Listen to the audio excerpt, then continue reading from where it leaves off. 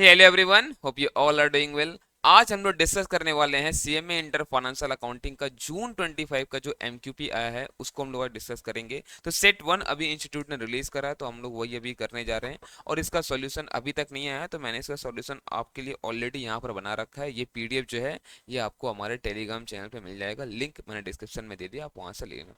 इसके अलावा जितना भी चीज आपको चाहिए ना रिवीजन करने के लिए, प्रैक्टिस करने के लिए, सब कुछ हमारे चैनल पे अवेलेबल है। आपको जितना भी इंपॉर्टेंट लिंक्स है ना ये सब यहाँ पे दिया हुआ है। चैप्टर वाइज रिवीजन, जितना क्वेश्चन आंसर का मैराथन है वो, इसके बाद एमसीक्यू का मैराथन, एएस का मैराथन, ये सब कुछ अपलोड किया हुआ चैनल पे। आप एक एक करके देखो, आपका पूरा रिवीजन अच्छे से हो जाएगा। और भी अभी बहुत कुछ मैं अपलोड करने वाला हूँ। तो चैनल अगर आपने अभी तक सब्सक्राइब नहीं कर रखा है तो चैनल सब्सक्राइब कर लो, इससे आपको बहुत फायदा होने वाला है अभी आने वाले एग्जाम तक। चलो आ जाओ। तो जो यहाँ पर सेट वन का एमक्यूपी है, पैटर्न हमारा वही है। यहाँ पर 30 मार्क का एमसीक्यूज, फिर हमारे यहाँ पर क्वेश्चन है, ठीक है। चूज द करेक्ट ऑप्शन, यहाँ पर आपको कोई भी रीजन नहीं लिखना है हमेशा की तरह, बस आपको सही ऑप्शन सेलेक्ट करना है, ठीक है। A resource owned by the business with the purpose of using it for generating future profit, इसको क्या कहते हैं हम लोग, ये हमारा एसेट्स होता है। जितना भी हमारे पास रिसोर्सेस है जिसको हम लोग रख रखे हैं कि हम लोग फ्यूचर में इससे हम लोग प्रॉफिट जनरेट करेंगे इसको यूज करके, ये सब हमारा एसेट्स होता है। बोलता है कि original cost of a machine is 1,50,000, residual value है 10,000, ठीक है। बोलता है अगर डेप्रिसिएशन आप चार्ज करते हो at the rate 10% per annum under WDV method, उसमें डेप्रिसिएशन कितना होगा थर्ड ईयर का। तो देखो डब्ल्यूडीवी करना है आपको, तो 1,50,000 माइनस पहला साल का डेप्रिसिएशन 15,000, कितना बचा 1,35,000। फिर इसके बाद आप नेक्स्ट ईयर का डेप्रिसिएशन चार्ज करोगे, 1,21,500 बचेगा। और उसके ऊपर जो 10% आएगा थर्ड ईयर का डेप्रिसिएशन 12,150, ये यहाँ पर आ जाएगा। आप करके एक बार देख भी लो, ठीक है, 12,150। ओके। मेमोरेंडम जॉइंट वेंचर हम लोग बनाते हैं क्या करने के लिए, for determining amount due to co venture, नहीं। For determining amount due from co venture, ये भी नहीं।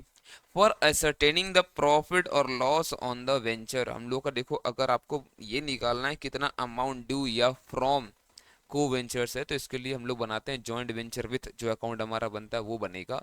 यहाँ पर जो है हमारा क्या बनता है, ये मेमोरेंडम जॉइंट वेंचर ये बनता है प्रॉफिट लॉस निकालने के लिए, ठीक है ना। बोलता on dishonour of a bills of a bill of exchange that has been discounted, तो डिस्काउंटेड मतलब बिल किसके पास था, बिल है बैंक के पास।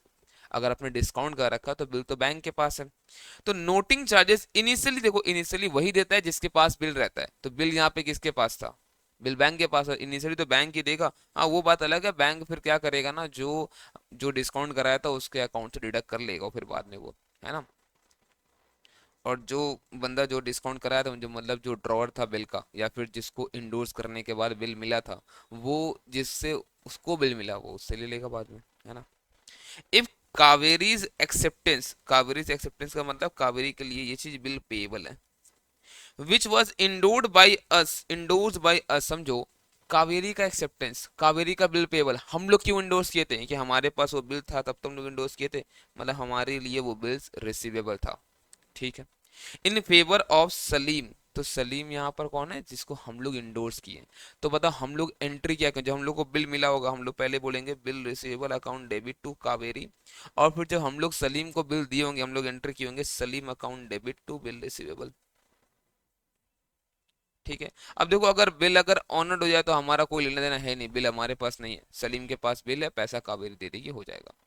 बट बोलता है ये जो डिसऑनर्ड हो गया अब ये, अब अगर ये डिसऑनर्ड हुआ तो then the amount will be debited. अब हम अपने बुक में हम लोग डेबिट किसको करेंगे, देखो डेबिट हम लोग किसको करेंगे, जैसे बिल डिसऑनर्ड हुआ, ठीक है, हम किससे पैसा मांगेंगे, हम पैसा मांगेंगे कावेरी से, हम कावेरी को डेबिट करेंगे। और हमसे पैसा कौन मांगेगा, सलीम, हम सलीम को क्रेडिट करेंगे। तो यहाँ क्या पूछा है, हम लोग अपने बुक में डेबिट किसको करेंगे, हम लोग डेबिट करेंगे कावेरी को। क्लियर है ये चीज। चलो next. If average inventory is 1,25,000 और क्लोजिंग इन्वेंट्री जो है वो 10,000 less than the opening inventory है, तो अगर मान लो मैं मानता हूं कि क्लोजिंग इन्वेंट्री x है, तो ओपनिंग कितना हो जाएगा, x प्लस 10,000, है ना, क्योंकि यहाँ पर क्लोजिंग इन्वेंट्री जो है वो लेस देन द ओपनिंग है। तो एवरेज, एवरेज कैसे आएगा, क्लोजिंग मैंने opening plus closing divide by 2 equal to 1,25,000। हम लोग से पूछ रहा है क्लोजिंग इन्वेंट्री कितना होगा। तो यहाँ देखो, अगर आप 2x प्लस 10,000 इक्वल टू, इससे आप कर दो इंटू इसको 2,50,000, तो x इक्वल टू कितना होगा 2,40,000 डिवाइड बाई 2 1,20,000। ठीक ना। बोलता है अ charitable institution has 250 members with a annual subscription of 5,000 each. ठीक है, तो एक साल का कितना हो जाएगा, ये हो जाएगा आई थिंक 11,25,000 या 12,50,000 कुछ होगा, 12,50,000। तो 12,50,000 रुपया एक साल का होता है। द सब्सक्रिप्शन रिसीव ड्यूरिंग, ये 23-24 नहीं होगा, ये 22-23 होगा। ठीक है, 22-23 11,25,000 हम लोग को मिला है। बट बोलता है क्या, जिसमें से 65,000 और 25,000 for the year 22-23 and 23-24, 22-23 and 23-24 का है। तो यहाँ पर ना कुछ एक ईयर्स का दिक्कत है। एक काम करो, एक काम करो, इसको 22, इसको 23-24 रहने दो, इसको आप कर लो 24-25, तो सही होगा। समझो क्या देखो यहाँ पर, तो 23-24 हमारा करंट ईयर है, 22-23 हमारा प्रीवियस ईयर रहा होगा, पिछले वाला साल, और ये आने वाला साल में एडवांस मिल गया हम लोग को। तो देखो टोटल अपने को मिला है 11,25,000, जिसमें से 22-23 का कितना है 65,000 है, तो वो आप हटा दो, ये लास्ट ईयर का है। ठीक है, और 24-25 के लिए हम लोग को मिल चुका है पहले से 25,000 रुपया। तो 11,25,000 माइनस 65 माइनस 25, ये रहा 10,35,000। तो हमें 10,35,000 हमारे करंट ईयर 23-24 के लिए हम लोगों को मिला है। तो हमारे करंट ईयर 23-24 के लिए हम लोग को मिला है 10,35,000 रुपया। क्या पूछ रहा हम लोगों से, कितना सब्सक्रिप्शन आउटस्टैंडिंग रहेगा। अगेन देखो 22-23, तो यहाँ पर ये थोड़ा सा यहाँ पर ईयर का दिक्कत है, ये होगा 23-24 यहाँ पर। ठीक है, आप ईयर शिक कर लें। ठीक है, इसमें तो आप समझो यहाँ पर 23-24 के लिए कितना क्या होगा, तो भाई 10,35,000 हमारा यहाँ पर मिला है, और मिलना था इस साल के लिए 12,50,000, तो 10,00,000 मतलब 2,15,000 रुपया आ रहा है क्या। यस, 2,15,000 हमारा आउटस्टैंडिंग है। ठीक है, और ये सेम सम ऐसे भी हमारे एमसीक्यू मैथन में भी डिस्कस किया हुआ, ये भी बहुत सारा ऐसा था जो हमारा ऑलरेडी पता है एमसीक्यू मैथन में है। इसमें से लगभग सभी, ये भी है, ये भी है, ये सब हमारा एमसीक्यू मैथन में ऑलरेडी डिस्कस किया हुआ है। बोलते हैं क्या, देखो यहाँ पर नेक्स्ट में, X and Y were partners sharing profit and losses as 3:2। They admit Z as new partner giving him 1/5 share of future profit. हमारा न्यू पीएसआर क्या होगा, देखो एक तो है शॉर्टकट, वो बताऊंगा बाद में, पहले देखते हैं कैसे ये निकलेगा। ठीक है, देखो एक्स है, वाई है, जेड है। जेड को मिल चुका है 1/5। ठीक है, जेड को मिल चुका है 1/5। अब बचा कितना है, और कुछ बताया नहीं कि जेड कैसे किससे लिया है। तो रिमेनिंग शेयर कितना है, रिमेनिंग शेयर है 4/5। और जो लोग भी ओल्ड थे एक्स और वाई, उनका सेम रेशियो में रहेगा। तो ये लोग अपना 4/5 को अपने ओल्ड रेशियो में ये लोग बांट लेंगे, 3/5 2/5 3:2 में। तो सॉल्व करो इनको आप, 12/25 8/25, और इसको मिलाना हम लोग को, तो 5/25, 12:8:5। ठीक है, ये तो पूरा निकालना पड़ा आपको, आप डायरेक्ट शॉर्टकट दो कैसे लगाओगे। यहाँ पर और कुछ बोला नहीं है कि जेड किससे कितना ले रहा है, किस रेशियो में ले रहा है, एक्स से वाई से, नहीं बताया। तो जेड को 1/5 मिलने वाला है। ठीक है, तो 1/5 जेड को मिलेगा, और इन लोगों के बीच का रेशियो 3:2 ही रहेगा, ओल्ड वाला आप चेक कर लो, 12:8 आज भी 3:2 ही है, 4 3 12 4 2 8 है ना। तो देखो यहाँ पर ये आपको मिल रहा है, क्या देखो यहाँ पर 3:2 ही है, और 12 8 20 5 25, 25 मतलब 5/25, 1/5 आ रहा है क्या, जो मिलने वाला था जेड को। अगर आप यहाँ चेक करो 3:2:1, तो इसका 1/6 आ रहा है, ये तो ऐसे नहीं मिल रहा है। 8 12 20 और 5 25, ये कितना हो रहा है, तो 5/25 1/5 तो आ रहा है, बट इन लोगों के बीच 2:3 हो चुका है, तो ये सही नहीं है। इन लोगों को भी 3:2 ही रहेगा, और यहाँ तो आ भी नहीं रहा, 25 है लेकिन 12/25 है इसका, तो ये सही है ही नहीं, तो 1। ठीक है ना इसका। Which of the following account is mainly prepared at the time of dissolution of form. तो डिसोल्यूशन का टाइम हम लोग क्या बनाते हैं, हम लोग बनाते हैं रिवैल्यूएशन की, गुडविल की रिलेशन, हम लोग बनाते हैं रियलाइजेशन अकाउंट बनाते हैं। तो रिवोल्यूशन कहाँ बनता है, रिवोल्यूशन बनता है हम लोग जब पार्टनरशिप में एडमिशन रिटायरमेंट डेथ करते हैं तब। मेमोरेंडम रिवोल्यूशन कब बनता था, ये बनता था जब हम लोगों को वैल्यूज को ऑल्टर नहीं करना है except cash and bank balance, but रखा आपने, है ना। और गुडविल नॉर्मली हम लोग बनाते हैं, हर जगह ही काम आता है, बट ये हम लोग रिजर्वेशन जब बनता है तो मेनली मेनली क्या होता है हमारा, रिलेशन अकाउंट ही बनता है। ऑपरेटिंग लीज कैसा होता है? देखो operating lease as per AS 19 जो हम लोग पढ़ते हैं, ऑपरेटिंग लीज जो होता है वो रिवोकेबल नेचर का होता है, तो ये लोग बोलते हैं कि ये एक रिवोकेबल कॉन्ट्रैक्ट है। In higher purchase system cash price plus interest, मान लो कैश प्राइस है किसी चीज का 1 लाख, और पूरे अपने मान लो 2 साल का पीरियड है उधार का, हम लोग को 20,000 रुपये एक्स्ट्रा पे करना है इंटरेस्ट के नाम पे, तो 1,20,000 को क्या बोलते हैं? इसको बोलते हैं हम लोग hire purchase price of the asset, है ना, hire purchase price of the asset. चलो next, Aarti limited purchase a machine on hire purchase system for cash price of 5 lakh, जिसने बोलता है 78,700 आपको कैश डाउन देना है। तो पहला बात आप चेक करो यहाँ पर लोन कितना का हो रहा है,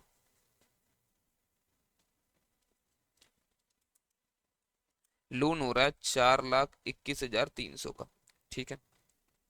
और जो बैलेंस देना है इनको 3 इक्वल एनुअल इंस्टॉलमेंट देना है 2-2 लाख का, तो 3 बार मतलब 6 लाख दे देंगे, बाकी का इंटरेस्ट होगा। बट बोलते हैं इंटरेस्ट जो है ना वो 20% पर एनम चार्ज हो रहा है यहाँ पर। इंटरेस्ट कितना होगा सेकंड वाले इंस्टॉलमेंट? तो देखो सेकंड वाले इंस्टॉलमेंट के पहले आप देखना लोन कितना बचा था, चेक करो पहले आप यहाँ पर। तो पहला बार 20% चार्ज होगा, तो 4,21,300 का 20% कितना होता है? 84,260। तो ये आ रहा है 5,05,560, जिसके बाद आप 2 लाख रुपया पे कर दोगे, कितना बचेगा? ये बचेगा 3,05,560। अब सेकंड इंस्टॉलमेंट आ गया, इसके ऊपर 20% का इंटरेस्ट आप चार्ज करो, 3,05,560, 20% करोगे यहाँ पर 61,112 आएगा। और ये हम लोग से पूछा है कि सेकंड इंस्टॉलमेंट में इंटरेस्ट कितना है। क्लियर है? In case of a club, मतलब एनपीओ का बात कर रहा है, the excess of expenditure, expenditure ज्यादा है, एक्सपेंडिचर ज्यादा है इनकम से, तुम लोग क्या बोलते हैं इसको? हम लोग डेफिसिट। अगर इनकम ज्यादा हो तो सरप्लस, तो ये हमारा डेफिसिट है। बोलता है Shyam and Ramya entered into a business of buy and sale of food grains for a period of 1 year and sharing profit in the ratio 2:4। This agreement, ये क्या बोलता है? ये हमारा जॉइंट वेंचर है भाई। देखो आप बस एक काम के लिए साथ में आए हैं, एक पीरियड के लिए, एक अकाउंटिंग पीरियड के लिए, और अपना प्रॉफिट लॉस बांट लेंगे, ये नॉर्मली जॉइंट वेंचर रहता है हमारा। Which class of account is consignment account? देखो कंसाइनमेंट जो है ना वो नॉमिनल अकाउंट होता है। तो अब कोई भी चीज आप देखो जहाँ जहाँ बना के ना हम लोग को प्रॉफिट लॉस निकल रहा है, मतलब वो नॉमिनल अकाउंट है ना। तो यहाँ पर देखो नॉमिनल अकाउंट होगा इसका। डन। चलो आ जाओ, अब हम लोग स्टार्ट करते हैं हम लोग यहाँ से अब अपना डिस्क्रिप्टिव क्वेश्चंस। अब देखो यहाँ पे जितना भी क्वेश्चंस है अब इन सब का चाहिए अपने को सॉल्यूशन, जल्दी हम लोग को डिस्कस करना है, तो अभी बैठ के बनाएंगे बहुत टाइम चल जाएगा। तो अब यहाँ पर पूरा का पूरा सॉल्यूशन यहाँ बनाया हुआ है, हम लोग सारा का सारा डिस्कस करेंगे, फिर सॉल्यूशन हम लोग यहाँ रेफर करेंगे। तो ये पीडीएफ आपको दिया हुआ हमारे टेलीग्राम चैनल पे, लिंक डिस्क्रिप्शन में, आप वहाँ से ले लो इसको। और तो जितना भी इंपॉर्टेंट मैं बार बोलूँ, जितना भी लिंक्स है ये सब कुछ यहाँ पर दिया हुआ है, आपको बहुत ज़्यादा हेल्प होने वाला है एग्जाम तक। तो चैनल सब्सक्राइब कर लेना अगर अभी तक नहीं किया हो, तो बहुत हेल्प होगा आपको, ठीक है। और इतना मेहनत करना है आपके लिए यार, थोड़ा तो मोटिवेशन चाहिए ना अपने को भी। आ जाओ section B.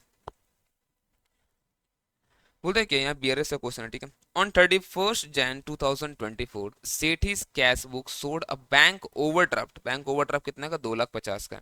On comparing with the passbook the following differences were noted. अब देखो जैसे ही आपको ये क्वेश्चन मिले ना बीआरएस का, आप समझ जाओ ये पढ़ के बीआरएस का क्वेश्चन है, तो आप ना चेक कर लो कि नॉर्मल बीआरएस बनाना है कि अमेंडेड कैश बुक करके बनाना है। क्योंकि देखो अगर अमेंडेड कैश बुक अगर हुआ तो हम लोग तीन चीज हम लोग छोड़कर बाकी सारा का सारा चीज हम लोग ठीक कर लेते हैं अपना अमेंडेड कैश बुक में, मतलब कैश बुक को अमेंड करते हो ठीक कर लेंगे। सर क्या हुआ रहता है? तीन चीज। तो पहला रहता है कि जो भी चेक्स हैं, चेक डिपॉजिट तो हुआ है बट नॉट येट क्रेडिटेड, ये क्लियर नहीं हुआ अभी तक। Check issued but not yet presented. और तीसरा रहता है कुछ अगर एरर्स हो गया है बाई बैंक, एरर हमसे भी हो सकता है बैंक से भी हो सकता है, अगर एरर्स है बाई बैंक, इन तीन चीज को छोड़कर ना सब कुछ हम लोग अमेंडेड कैश बुक में हम लोग ठीक कर लेते हैं, ठीक है। तो आप पहले क्वेश्चन पढ़ लो, देखो यहाँ पर क्वेश्चन क्या लिखा, देखो यहाँ पर you are required to prepare amended cash book balance as on this date, और फिर आपको बीआरएस बनाना है from amended cash book on 31 Jan 2024, ठीक है ना। आओ देखते हैं। अब बोल रहा कैश एंड चेक जो है ना 26,800 का सेंड किया था हम लोग बैंक में 27 जनवरी को, but checks worth rupees 4600 were credited on 2nd February and one check for 900 were returned by them as dishonored on 4th February। मतलब समझो 31 जनवरी तक क्लियर नहीं हुआ था ना, ऑनर डिसऑनर कुछ भी नहीं हुआ था ना, तो हम लोग पता क्या बोलेंगे, 4600 प्लस ये 900, 5500 का ये चेक हम लोग डिपॉजिट किए but not yet cleared by bank. तो इसका मतलब ये बताओ यहाँ पर जाएगा क्या अमेंडेड में? नहीं, सही तो पहला वाला कैटेगरी है, तो ये क्या होगा, ये हम लोगों को ले जाना पड़ेगा बीआरएस में ही। ठीक है। During the month of January Sethi issued cheques worth 33,400 to his creditors. Out of this cheque 27,400 जो प्रेजेंट हुआ वो 5 फरवरी को हुआ है, बाकी तो हो गया होगा पहले, ये 5 फरवरी को 27,400 हुआ है, तो ये 27,400 ये कहाँ जाएगा, ये फिर से सर जाएगा बीआरएस में कि यहाँ पे चेक इशू, ये सेकंड कैटेगरी वाला है, चेक इशू तो हुआ बट अभी तक ये प्रेजेंट नहीं हुआ है। ठीक है। According to SETI's standing orders, the bankers have made the following payment during the month of January। क्या क्या? LIC का पेमेंट किया 3840, टेलीविजन लाइसेंस फी गया है 2400, तो ये दोनों हम लोग का अकाउंट से डिडक्ट होगा, हम लोग अभी तक नहीं दिखाए हैं। मान लो तो क्या करना पड़ेगा, देखो हम लोग कैश बुक अपना स्टार्ट करेंगे, ओवरड्राफ्ट था तो बाई बैलेंस बीटी 2,50,000। ठीक है। फिर ये दोनों पेमेंट जाएगा, जैसे लाइफ इंश्योरेंस प्रीमियम भी हमारा है, बताइए क्या है ये हमारा ड्राइंग नेचर का ही है। टेलीविजन लाइसेंस फी टीवी का है, तो नॉर्मल समझेंगे घर का इनका होगा, ये भी हमारा ड्राइंग ही होगा। तो कितना 3840 प्लस 2400, तो ये 6240 हमारा और डिडक्ट होगा बैलेंस, मतलब ओवरड्राफ्ट और बढ़ेगा हमारा। सेठीज बैंकर्स हैव कलेक्टेड 3,000 रुपया एज डिविडेंड, तो डिविडेंड मिलेगा तो हमारा बैंक बैलेंस बढ़ेगा, तो हम लोग 2 डिविडेंड दिखाएंगे कैश बुक में हम लोग 3,000 रुपया। इंटरेस्ट चार्ज किया है बैंक, तो बैंक डिडक्ट करेगा बैलेंस, हमारा ओवरड्राफ्ट और बढ़ जाएगा, तो डिडक्ट करेगा तो बैलेंस यहाँ पे घटाओ बाई इंटरेस्ट करके। एक बिल था 2,000 का, डिस्काउंट कराए थे बैंक से, वो डिसऑनर्ड हो गया 31 जनवरी को ही, तो मतलब जनवरी में हुआ है, तो हमारा समझो हम लोग तो बिल जिस दिन जमा किए थे हम लोग यहाँ पे दिखाए होंगे बढ़ाकर, बड़ा ऑब्वियस सा बात है, यहाँ पे बढ़ा तो है नहीं, तो क्या करना पड़ेगा हम लोग को, ये घटाना पड़ेगा बिल।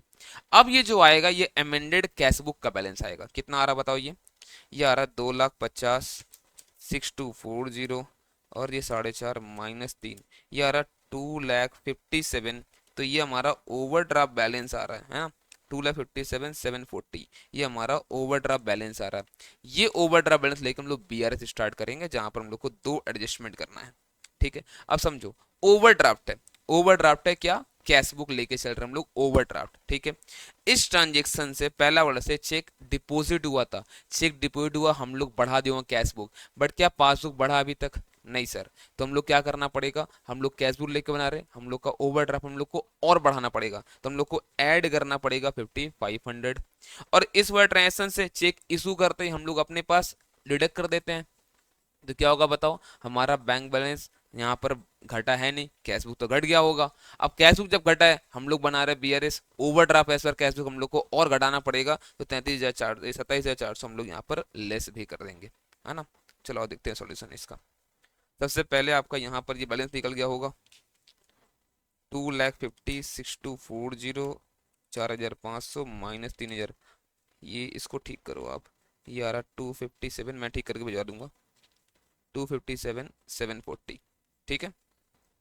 और फिर यहाँ पर भी वही अमाउंट आएगा, तो उस 5,500 हम लोग को ऐड करना है और 27,400 हम लोग को लेस करना है, तो ये बैलेंस में ठीक करके मैं अपलोड करवा दूंगा फिर से। ठीक है ना, चलो डन, बड़े आगे हम लोग। देखो यहाँ पर दूसरा है हमारा रेक्टिफिकेशन ऑफ एरर्स का, क्या बोलते हैं, the books of accounts of A company limited for the year ended 31st March 2024 were closed with a difference of 21,510 in the books carried forward. अब बोलता है क्या, ये हम लोग का 21,510 का डिफरेंस जो है कैरी फॉरवर्ड कर दिया, लास्ट में नहीं मिला। अब नेक्स्ट फाइनेंशियल ईयर में देखेंगे हम लोग, आपको समझ में आ रहा है नेक्स्ट फाइनेंशियल ईयर में आने का मतलब ही क्या हुआ, अगर कोई भी जगह पे करेक्शन करते वक्त नॉमिनल अकाउंट हम लोग को दिखा, तो इसमें क्या हो जाएगा पता है, इसमें हम लोग को करना पड़ेगा यहाँ पर पीएनएल एडजस्टमेंट। अब आपको इन सब चीज को लॉजिकली समझना है, तो रिवीजन वाला लेक्चर देखो, क्यों नॉमिनल अकाउंट आने से पीएल एडजस्टमेंट हम लोग यूज करते हैं, ठीक है, वहां आपको समझ में आ जाएगा अच्छे से। The following errors were detected subsequently, क्या क्या हुआ है, return outward book under cast है, अंडर कास्ट मतलब कम जोड़ रखे थे हम लोग, आउटवर्ड बुक, रिटर्न आउटवर्ड मतलब परचेस रिटर्न, परचेस क्या होता है, डेबिट, परचेस रिटर्न क्या होगा, क्रेडिट। क्रेडिट अगर हम लोग कम जोड़े हैं तो क्या करना पड़ेगा हम लोग को, टू रिटर्न आउटवर्ड करना पड़ेगा। अब टू रिटर्न आउटवर्ड करेंगे अगर, नॉमिनल अकाउंट है, क्या करना पड़ेगा हम लोग को, तब इसका मतलब टू पीएल एडजस्टमेंट। और ये सिंगल साइड एरर है तो यहाँ पर सस्पेंस भी आया होगा, तो suspense account debit to PL adjustment हम लोग करना पड़ेगा यहाँ पर, है ना। डन। नेक्स्ट, नेक्स्ट बोलता है क्या, 1500 being the total of discount column on the credit side of the cash book was not posted। हम लोग पोस्ट ही नहीं किए। Credit side of the cash book, समझो credit side of the cash book में कौन सा डिस्काउंट आता है, वहां आता है डिस्काउंट रिसीव्ड। जैसे समझो आप, ये आपका कैश बुक है, ये आपका कैश बुक है, ठीक है। तो यहाँ पर आप मान लो दो कॉलम बना रहे हो, एक बैंक का और एक डिस्काउंट का, ठीक है। तो आप किसी को पेमेंट कर रहे हो, भाई मान लो राहुल, 10,000 का पेमेंट था, आपने 9,000 देकर सेटलमेंट कर लिया, तो आप 9,900 और 100 रुपया डिस्काउंट में दिखाते हो, ये तो है क्रेडिट साइड। तो यहाँ पे डिस्काउंट रिसीव, समझो हम लोग जब पेमेंट करते हैं तो डिस्काउंट हम लोग को मिलता है, तो डिस्काउंट रिसीव्ड होगा ये। अब डिस्काउंट रिसीव जो है ना, यहाँ पे क्या किया लो, पोस्ट ही नहीं किया। और पढ़ते हैं यहाँ पर, बोल रहा है क्या, 1,500 being the total of discount column on the credit side of the cash book was not posted। ये पोस्ट हुआ ही नहीं है, तो डिस्काउंट रिसीव पोस्ट नहीं हुआ, मतलब क्या, प्रॉफिट हमारा घट गया होगा। तो हम लोग को बोलना पड़ेगा टू डिस्काउंट रिसीव करो, लेकिन टू डिस्काउंट रिसीव फिर से नॉमिनल अकाउंट, तो क्या करना पड़ेगा हम लोग को, हम लोग करना पड़ेगा टू पीएल एडजस्टमेंट। और फिर ये सिंगल साइड एरर है तो फिर से सस्पेंस यहाँ पर आएगा, तो suspense account debit to PL adjustment, कितना अमाउंट है, 1,500 रुपया हम लोग को यहाँ पर दिखाना पड़ेगा, ठीक ना। चलो नेक्स्ट, नेक्स्ट बोलता है क्या, 6,000 being the cost of purchase of office furniture, इसको डाल दिया हम लोग परचेज में। अब गलती हम लोग से क्या हुआ, हम लोग कैपिटल एक्सपेंडिचर किए थे, इसको बना दिया रेवेन्यू। ये हमारा याद रहा कौन सा एरर है, ये हमारा प्रिंसिपल एरर होता है। अब यहाँ पर क्या करना पड़ेगा आपको, परचेज को लेस करना पड़ेगा, मतलब क्रेडिट करना पड़ेगा, और फर्नीचर को आपको करना पड़ेगा डेबिट। तो furniture account debit to purchase, लेकिन टू परचेज आते ही कौन सा अकाउंट हो गया, purchase, very good, nominal account. और नॉमिनल आता ही पीएल एडजस्टमेंट, तो furniture account debit to PL adjustment, 6,000 रुपया हम लोग को यहाँ पर दिखाना है, ठीक है। Done. Next, credit sale of 760 was wrongly posted as 670 to the customer account. Customer मतलब सिर्फ और सिर्फ डेटर में दिक्कत हुआ है, in the sales ledger, sales मतलब जो हमारे डेटर्स का सामान लेजर मान लो बनाते हैं हम लोग, तो डेटर्स में यहाँ पर कम हुआ है, कितना कम हुआ है, 90 रुपीज कम हुआ है क्या, 760 माइनस 670, यस। तो 90 रुपीज कम देगा, लेटर को बढ़ाना पड़ेगा, लेटर को डेबिट करना पड़ेगा, तो लेटर डेबिट हो गया। क्रेडिट किसको करेंगे हम लोग, क्या यहाँ पर कोई ऐसा है डबल साइड एरर हुआ था, नहीं सर, सिंगल साइड एरर है। रॉन्गली पोस्टिंग, पोस्टिंग मतलब लेजर में पोस्ट करते वक्त ये हमारा गलती हुआ है, तो सिंगल साइड एरर है, मतलब टू हम लोग को यहाँ पर सस्पेंस दिखाना पड़ेगा, तो debtor account debit to suspense 90 रुपया, ठीक है। Next, sales account was undercasted by rupees 10,000 being the carry over mistake in the sales day book। अब देखो सेल्स अकाउंट क्रिएट होता है, कम जोड़े हैं तो बढ़ाना पड़ेगा, बढ़ाएंगे तो और क्रिएट करना पड़ेगा, to sales, single side error. तो suspense account debit to sales, लेकिन सेल्स कौन सा अकाउंट है, फिर से नॉमिनल, तो suspense account debit to PL adjustment, कितना होगा यहाँ पर, 10,000 रुपया हम लोग को यहाँ पर दिखाना पड़ेगा, ठीक ना। Closing stock was overcasted by 10,000 being casting error in the schedule of inventory। यहाँ पर schedule of inventory होगा। आप समझो यहाँ पर क्या हुआ है, क्लोजिंग स्टॉक है ना, क्लोजिंग स्टॉक हमारा यहाँ पर फिर से क्या हुआ है, सिंगल साइड एरर है। अब देखो जैसे सिंगल साइड एरर आपका होगा, ठीक है ना, वैसे ही क्या होगा वहाँ पर सिंगल साइड एरर में सस्पेंस आएगा। अब सस्पेंस अकाउंट डेबिट, अब यहाँ सस्पेंस अकाउंट जो भी यहाँ पर आएगा डेबिट के, ठीक है। अब ओवरकास्टेड, ओवरकास्टेड मतलब आप लोग ज्यादा जोड़े हो, ज्यादा जोड़ते ही क्या होगा यहाँ पर, क्लोजिंग स्टॉक हमारा बढ़ गया, अब घटाना पड़ेगा उसको। अब दो चीज है, अगर आपको डायरेक्ट आपको एसेट से मेंटेन करना है, अगर आपको डायरेक्ट एसेट से मेंटेन करना है फिर आपको वो देखना पड़ेगा, या फिर आपको प्रॉफिट लॉस भी आपको चेंज करना है, आपको वो भी देखना पड़ेगा, तो यहाँ दोनों ही आपको चेक करना चाहिए।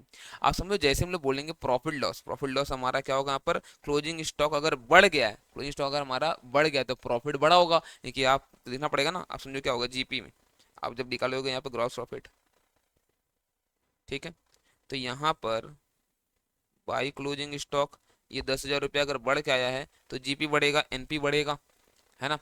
तो क्लोजिंग स्टॉक घटाना पड़ेगा, टू क्लोजिंग स्टॉक, और हमारा प्रॉफिट घटाना पड़ेगा, तो पीएल एडजस्टमेंट अकाउंट डेबिट, है ना। तो आपको वो यहाँ पर करना चाहिए। तो देखो, PL adjustment account debit to closing stock, ये प्रॉफिट आपको घटाना पड़ेगा यहाँ पर। डन क्या? चलो, इसी के साथ हमारा ये क्वेश्चन भी होता है कंप्लीट। देखो नेक्स्ट बोलता है क्या, Hari and Om agreed for purchasing and selling furniture in a joint venture, their profit sharing ratio being 3:2 respectively. Hari purchase 10 sofas at the rate कितना, 10,000 पर सोफा, मतलब ये 1 लाख रुपया खर्च कर चुका है। और he sent two sofas to Om for sale after spending 1,000 per sofa, तो एक सोफा पे 1,000 मतलब 10,000 रुपया खर्च कर चुका है। तो अभी तक जो है हरी 1,10,000 रुपया अपने पास से लगा चुका है और सेल करेगा इन सबको ओम। ठीक है, ड्रॉ किया था एक बिल 50,000 का ओम पे, और उसको वो डिस्काउंट करा लिया बैंक से, कितना चार्ज लग गया 5,000, तो 5,000 का चार्जेस दोनों को बियर करना पड़ेगा। तो यहाँ पर हम लोग ज्वाइंट वेंचर में ये खर्चा दिखाएंगे, तो टोटल अभी तक ये 1,15,000 का खर्चा कर चुका है। ठीक है, Om incurred further expenses of 2,000 on these sofa before sale, तो ये सेल करने के लिए 2,000 रुपया खर्चा किया है, और 15,000 रुपया पर सोफा में ये सारा का सारा सोफा बेच दिया है। 5% उसको कमीशन देना पड़ा है डीलर को। अब बताओ अपने पास से क्या क्या खर्चा किया है ओम। ओम खर्चा किया है 2,000 रुपया, अच्छा ये 2,000 पर सोफा नहीं है, 2,000 सब मिलाकर है, पूरा 2,000 खर्चा किया। और 1,50,000 सेल हुआ होगा, 15,000 इंटू 10, 1,50,000, इसके ऊपर 5% मतलब 7,500 कमीशन उसको देना पड़ा होगा, तो अपने पास से 9,500 रुपया वो दिया है, और 1,50,000 उसके पास आया है। बोलता है prepare joint venture with Om account in the books of Hari, और मेमोरेंडम जॉइंट वेंचर हम लोग को बनाना है। देखो मेमोरेंडम जॉइंट वेंचर से निकलता है प्रॉफिट लॉस, तो वो तो ऐसे ही दिख रहा है, 1,50,000 का यहाँ पर सेल है, और खर्चा आपको 1,15,000, और ये 9,500, तो 1,50,000 माइनस 1,15,000 और 9,500, तो 25,500 का तो प्रॉफिट दिख ही रहा है। ये तो एकदम सिंपल है ना। और इसको बांटना कैसे, 3:2 में हम लोग बांट लेंगे। पहले आओ यहाँ तक दिखाते हैं। देखो, तो ये 1,50,000 रुपया ये सेल हुआ है भाई, ये सब खर्चा हरी किया तो हरी के नाम पे दिखाएंगे, और ओम किया तो ओम के नाम पे दिखाएंगे। बाकी देखो 25,500 का प्रॉफिट ये लोग बांट लिया। अब हम लोगों से किसके बुक में पूछा है, हरी के बुक में पूछा है जॉइंट वेंचर विद ओम। अब देखो, अब हरी के बुक में बना जॉइंट वेंचर तो ओम का मतलब पता है क्या होता है, हरी का बुक है और जेबी विद ओम, ये क्या बोलेगा पता है। देखो ओम बोलेगा हम क्या क्या खर्चा किए हैं, हम क्या क्या खर्चा किए हैं जिसके रेस्पेक्ट में पूरा पैसा हमको मिलना चाहिए, प्लस मेरा शेयर ऑफ प्रॉफिट। तो ठीक है, तो क्या खर्चा किए, ये खर्चा किया टोटल 1,15,000 ये मांगेगा, प्लस ये अपना प्रॉफिट का हिस्सा मांगेगा 15,300, जिसके बदले इसको मिला क्या आज तक, बस एक 50,000 का बिल मिला और कुछ नहीं मिला।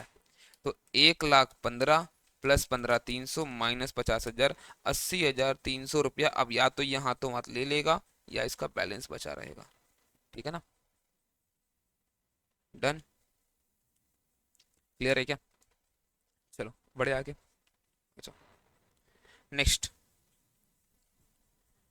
अ transport purchase from Kolkata, Kolkata Motors 3 tempos costing 50,000 each on the higher purchase system on 1/1/2022. Payment was to be made 30,000 down and the remainder in 3 equal annual installment payable on this and this date together with interest of 9% per annum. पहले यहाँ तक रुकते हैं। तो 3 tempo खरीदा है 50,000 करके, मतलब 1,50,000 रुपया का इसका तो कैश प्राइस था। ठीक है, बट वो किया 1,50,000 में 30,000 रुपया दिया डाउन, बाकी 1,20,000 तो हो गया है लोन, है ना। तो समझो कैसे यहाँ पर शेड्यूल बनेगा, समझो यहाँ पर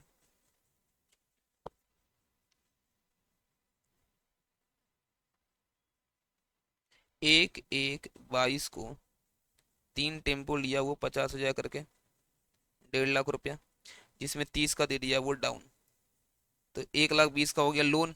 अब ये लोन कैसे चुकाना था इसको, 40,000, 40,000 प्लस 40,000, ये 3 बार में प्रिंसिपल जाता, प्लस आउटस्टैंडिंग अमाउंट पे इंटरेस्ट जाएगा एट दैट 9% सम में बोल रखा है। तो पहला साल 1,20,000, 1,20,000 पे 9% कितना होगा, 10,800, तो पहला साल का इंस्टॉलमेंट होगा 50,800। अब देखो जैसे 40,000 का लोन का रिपेमेंट हो गया, अब लोन बचेगा 80,000 का, 80,000 पे 9%, 7,200, 47,200। अब 40,000 का लोन बचेगा, उसके ऊपर 9%, 3,600 रुपया, तो लास्ट वाला 43,600। ऐसे दे देने से काम हो जाता। ठीक है, ठीक है। हुआ क्या है, बोलता है क्या, ये ट्रांसपोर्टर जो है ना वो राइट ऑफ करता है डेप्रिसिएशन 20% पर एनम। ये राइट ऑफ करता है, तो समझो इसके पास कॉस्ट के ऊपर होगा। तो समझो कॉस्ट था यहाँ पर 1,50,000, तो पहला साल ये 30,000 डेप्रिसिएशन करेगा 20% के हिसाब से, कितना बचेगा, 1,20,000। नेक्स्ट ईयर क्या करेगा ये, और 30% करेगा, सही 20% और 20% करेगा, 24,000 रुपया बचेगा, 96।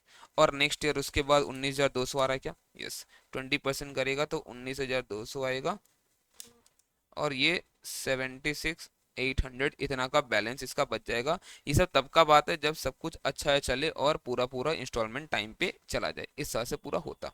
बट अब हुआ क्या, वो चेक करते हैं। बोल रहा है क्या, it paid the first instalment due at the end of first year on 31/12/22। तो इसका मतलब भैया देखो, ये फर्स्ट इंस्टॉलमेंट जो है ना, ये टाइम पे पेमेंट इसका ये कर दिया है, कोई दिक्कत नहीं है। अब 80,000 का लोन बचा हुआ है, ठीक है। बोलता है बट कुड नॉट पे द नेक्स्ट ऑन 31/12/23। मतलब समझो इस सिचुएशन पे आके 31/12/23, मतलब जहां पर इंस्टॉलमेंट 47,200 का देना था, मतलब टोटल लोन कितना बचा होगा, 80,000 का प्रिंसिपल, 7,200 का इंटरेस्ट लगकर 87,200 का यहाँ पर टोटल लोन बन गया होगा इंटरेस्ट ऐड होने के बाद। अगर ये 47,200 दे दिया होता तो 40,000 का लोन बचता, ठीक है। तो अभी ये सिचुएशन है कि लोन का अमाउंट ड्यू है 87,200, और एसेट अकाउंट दिख रहा है हमारे बुक्स में 96,000 का टीनो टेम्पो। ये सिचुएशन अभी है। तो अब ऑब्वियस सा बात है वो रिपर्चेस करेगा अगला, है ना। बोलता है Kolkata motors agree to leave one tempo with the purchaser. वो एक छोड़ देगा, दो वो ले लेगा, इसका मतलब वो बाकी दोनों को रिप्लेस करेगा। बोलता है क्या, जो बाकी दोनों को ले जाएगा उसका वैल्यू वो अदर दोनों टेम्पो में एडजस्ट कर देगा जो अमाउंट ड्यू है ना, समझो। तो बोलता है क्या, एक एक यहाँ पर वो छोड़ रहा है, बाकी दो को वो लेके जाएगा। तो जो वो लेके जा रहा है उसका बुक वैल्यू कितना होगा, देखो 96,000 हमारे पास वैल्यू बचा हुआ है तीन का, तो दो का कितना होता है, दो का होता है 64,000 का वैल्यू। इतना का सामान वो ले जा रहा है, बट आपको चेक करना पड़ेगा इतना के लिए वो कितना पैसा सेटलमेंट करेगा। ये तो हमारे हिसाब से बुक वैल्यू है ना, हम लोग का 1,50,000 था, 20% डिफरेंस चार्ज किए 1,20,000 हुआ, उसके ऊपर 20 किए 96 हुआ तीन का। तो दो का वैल्यू जिसका वो ले जा रहा है, जिसको वो ले जा रहा है उसका बुक वैल्यू कितना है, उसका बुक वैल्यू 64,000 है। अब आओ चेक करते हैं हम लोग कि वो कितना वैल्यूएशन दे रहा है इसके लिए। वो बोल रहा है क्या कि हम जब वैल्यू करेंगे ना 30% डेप्रिसिएशन करें डब्ल्यू पे। अच्छा, तो मतलब उसका बोलने का मतलब है जब वो वैल्यू करेगा तो वो बोले देखो 1,50,000 था, बोला हाँ 1,50,000 था, माइनस करेंगे हम लोग 30%, मतलब 45,000 हम लोग माइनस करेंगे, कितना बचा 1,05,000। उसके बाद फिर से 30% करेंगे नेक्स्ट ईयर 31,500, ये आएगा 73,500 बढ़िए। तो तीन का वैल्यू आ रहा है, हमें चाहिए दो का, हमें चाहिए दो का, तो दो का आ रहा है 49,000। आप डायरेक्ट चाहो कर लो कि 50 × 2 1,00,000 का था, है ना, 1,00,000 का था, उस पर 30% करेगा 30,000, पहला साल बच गया 70, उसके बाद 30% करेगा 21,000, तो 49। तो इसका मतलब वो 49 का ही आपको प्राइस वो सेटलमेंट कर रहा है आपका 64 का एसेट लेकर। मतलब 15,000 का आपको नुकसान हो गया क्या सरेंडर करने पे, हाँ सब 15 का नुकसान तो हो गया। तो आप इसको कैसे आप दिखाओगे, तो देखो एसेट अकाउंट में पता है क्या बोलेंगे हम लोग एसेट अकाउंट में बोलेंगे सेटलमेंट जो हुआ है बाई कोलकाता मोटर्स वो खाली 49 का हुआ है, बट लॉस हो गया हम लोग को ऑन सरेंडर 15,000 का। और जो आपका लोन बचा हुआ था ना, जो आपका लोन बचा हुआ था 87,200 का इंक्लूडिंग इंटरेस्ट, उसमें क्या बोलोगे आप, उसमें बोलोगे देखो 49 का सेटलमेंट हो गया, बाकी का ड्यू पड़ा रहेगा। बस यही है सब और कुछ नहीं। आओ चलो मिलाते हैं इसको, सॉल्यूशन में आ जाओ। देखो पहला साल 1,50,000 का था हमारे पास, डिप्रिसिएशन हुआ 30, 1,20,000 हो गया, फिर 1,20,000 के बाद 24,000 का डिप्रिसिएशन। यहाँ तक रुक जाओ, आगे बढ़ते हैं। कोलकाता मोटर्स में हम लोग टेम्पो दिखाए 1,50,000, डाउन पेमेंट हो गया 30, फिर नेक्स्ट ईयर जो हमारा जो पेमेंट का था हम लोग इस ईयर के एंड में 10,800 का एड हुआ इंटरेस्ट, 50,800 पेमेंट हो गया, यहाँ पे सब कुछ सही से हुआ था। और लोन बचा था 80,000 का। 80,000 के बाद 7,200 का यहाँ पे जुड़ा। बट क्या हम लोग दे पाए पैसा? नहीं सर, हम लोग पैसा नहीं दे पाए हैं। तो क्या बोलेंगे हम लोग 49,000 सेटलमेंट होगा। ये कैसे आया 49,000? तो वर्किंग नोट यहाँ पर आपको दिखाया हुआ है, ठीक है, कि 1 लाख का था, ठीक है। डेप्रिसिएशन यहाँ पर चार्ज हुआ, कहाँ गया, 30% अंडर WDV 2 साल का, 30 और 21, तो यहाँ पर एक ही साथ दिखा दिया 51, और ये 49 का बचेगा। अब ये 49 यहाँ पर हमारे पास बच रहा है 49। और एक चीज समझो आप, इसका ले जा रहा है कितना का, 64 का, तो आपको लॉस कितना हो गया? लॉस हो गया 15,000। तो ये यहाँ पर 96,000 इंटू 2/3 64 आ गया, वैल्यू दे रहा है 49, 15 का लॉस हुआ, 49 का सेटलमेंट हुआ। बाकी 32,000, 96 का था 3, तो 1 का 32, ये 32 पड़ा रहेगा, फिर नेक्स्ट एडिशन चार्ज करके दिखा देंगे। बोलो क्लियर है क्या ये चीज? ये सब क्लियर था? चलो आज नेक्स्ट क्वेश्चन, क्वेश्चन नंबर 4 क्या हुआ, दे दो ना। नेक्स्ट क्वेश्चन हमारा क्वेश्चन नंबर 4, ये फाइनल अकाउंट का क्वेश्चन है। देखो क्या बोलते हैं, mister Arvind Kumar has a small business enterprise, he has given the trial balance as a 31 March 2024। Arvind का कैपिटल है यहाँ पर 1 लाख रुपया का, ये जाएगा बैलेंस शीट में। मशीनरी हमारा ये एसेट्स में जाएगा बैलेंस शीट में। डेप्रिसिएशन ऑन मशीनरी, देखो अब ऑलरेडी अगर इसको ट्रायल बैलेंस में दिखाया जा रहा है, मतलब डबल एंट्री इसका हो चुका है ना। तो depreciation on machinery account debit to machinery हो चुका है, मतलब मशीन जो है वो ऑलरेडी घट चुका है। तो ये सिर्फ और सिर्फ कहाँ जाएगा? ये जाएगा पीएल में। और वैसे भी कोई भी चीज अगर ट्रायल बैलेंस में अगर आ रहा तो वो अकॉर्डिंग टू इट्स नेचर जाता है ना। तो ये कहाँ जाएगा? ये जाएगा हमारे पास पीएल में। रिपेयर्स हुआ मशीनरी का, ये भी जाएगा पीएल में। वेजेस हमारा ट्रेडिंग का आइटम है। सैलरी हमारा यहाँ पीएल का आइटम है। Income tax of mister Arvind Kumar, ये हम लोग कैपिटल से लेस करेंगे, ड्राइंग बोलते हैं इसको हम लोग, कि ये हमारा पर्सनल टैक्स होता है ना। ये इंडिविजुअल का पर्सनल टैक्स होता है, तो ये हम लोग बोलते हैं क्या, इसको आप ड्राइंग करके दिखाओ। कैश इन हैंड ये एसेट है, लैंड एंड बिल्डिंग एसेट है। डेप्रिसिएशन बिल्डिंग का इस साल का है, तो ये हमारा पीएल में जाएगा डायरेक्ट, ये बिल्डिंग से लेस नहीं करना आप इसको। परचेज और परचेज रिटर्न हम लोग नेट करके इसको यहाँ पर दिखा देंगे, 2,50,000 माइनस 30, 2,47,000। सेल्स हो रखा है अपने पास 4,98,000 का। सीसी बैंक का ये ओवरड्राफ्ट का बैलेंस है 7,600, क्योंकि देखो ये क्रेडिट में दे रखा है ना।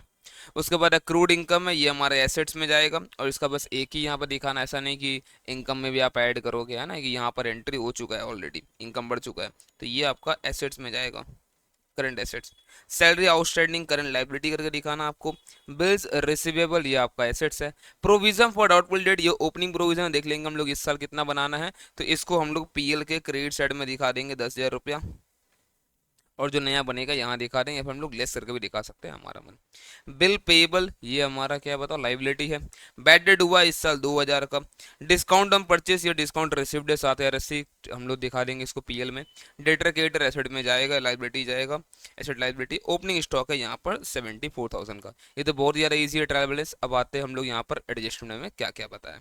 देखो बोलता है कि एडजस्टमेंट में स्टॉक है, क्लोजिंग स्टॉक है 60,000 रुपया, कहाँ जाएगा ये ट्रेडिंग में दिखाएंगे क्रेडिट साइड में, बाई क्लोजिंग स्टॉक 60,000 का।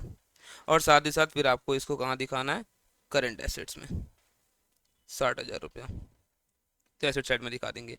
Right off further 6,000 as bad debt and maintain provision 5% for doubtful debt. अब देखो यहाँ पर डेटर कितना है, डेटर है यहाँ पर 70,000 रुपया, तो -6 तो हो जाएगा यहाँ पर बैड डेट, 64 बचा। अब अगर डेटर का और कुछ भी अगर नहीं है, अगर देख लेंगे आगे और कुछ डेटर का नहीं है, तो इसी अमाउंट पे क्या होगा पता है, इसी अमाउंट पे 5% का प्रोविजन बनना चाहिए, 3,200 रुपया, है ना। तो हम लोग कैसे दिखाएंगे, देखो दो तरीका अपने पास। एक, या तो आप ऐसे दिखा दो, बाई पीवीडी ओपनिंग बैलेंस 10,000 रुपया, बैड डेट हुआ कितना है, बैड डेट हुआ हमारे पास 2,000, और अभी का 6,000, टोटल 2 और 6 मिलाकर टोटल 8 हो जाएगा, और यहाँ 3,200 रुपया न्यू प्रोविजन। तो 11,200 माइनस 10,000 नेट, यहाँ 1,200 आ रहा है ना डेबिट में, आप नेट करके भी दिखा सकते हो, कोई दिक्कत नहीं है, ठीक है ना। चलो, या फिर 8,000 का यहाँ पे दिखा दो ऐसे करके, और फिर बाई प्रोविजन 10 माइनस 3,200, वो भी चलेगा, कोई दिक्कत नहीं। तो आपको किसी तरीके से दिखा सकते हो, आंसर वही आएगा। बोल the goods costing 10,000 were sent on approval basis to a customer for 12,000 रुपया ऑन 30th March 24, this was recorded as actual sale. अब देखो हुआ क्या है, यहाँ पर हम लोग गुड्स भेज रखे हैं अप्रूवल बेसिस पे। यहाँ पे क्या चलता है समझो, यहाँ पर ना हम लोग 30 मार्च को हम लोग दिए हैं अप्रूवल पे। अब मान लो आपको 1 महीना का टाइम दिया हुआ है, आप यहाँ तक 30 अप्रैल तक आप बता सकते हो कि आपको लेना है कि नहीं लेना है। बट समझो क्या होता है, यहाँ पर जो ये बंदा है ये यहाँ तक बताएगा ना, टाइम तो इसके पास है ही। अब हम लोग 31 मार्च को क्लोज करना है और हम लोग इसको नॉर्मल सेल्स दिखा दिए, बट सेल्स क्या एक्चुअली हुआ है तो नहीं सर, सेल्स हुआ तो नहीं है। तो आप एक काम करो, पहले आप सेल्स से हटाओ और आप डेटर से भी हटाओ। सही में आप सेल से भी हटाओ, आप डेटर से भी हटाओ। तो इसका मतलब डेटर यहाँ जो है ना, एग्जैक्ट मैं बताया था आपको ना, कुछ अगर और नहीं रहा तो यहाँ पे 70 - 6 और 12 यहाँ पर हटने वाला है। कितना हो जाएगा यहाँ पर 52। उसके बाद प्रोविजन बनाना नहीं वाला, ठीक है ना। चलो तो ये हो गया। अब समझो होगा क्या, अगर आपने सिर्फ ये दिखा दिया, अगर आपने सिर्फ ये दिखा दिया तो भी दिक्कत होगा, क्योंकि आपने दिखा दिया सेल्स नहीं हुआ है। देख भाई, अगर सेल्स अगर नहीं होता है तो फिर गुड्स तुम्हारे पास होना चाहिए ना, गुड्स तो होना चाहिए, सेल्स तो नहीं हुआ तो गुड्स कहाँ गया। तो हम लोग एक काम करते हैं, बोलते हैं एक काम करो, गुड्स दिखा दो विद कस्टमर। हम लोग बोलते हैं स्टॉक इन हैंड।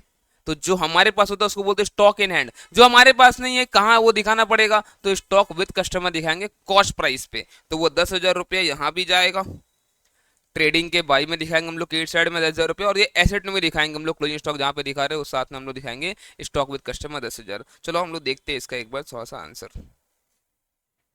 देखो यहाँ पर आप देख रहे हो क्या, क्लोजिंग स्टॉक में जो सेंट ऑन अप्रूवल 10,000 रुपये यहाँ पर आएगा।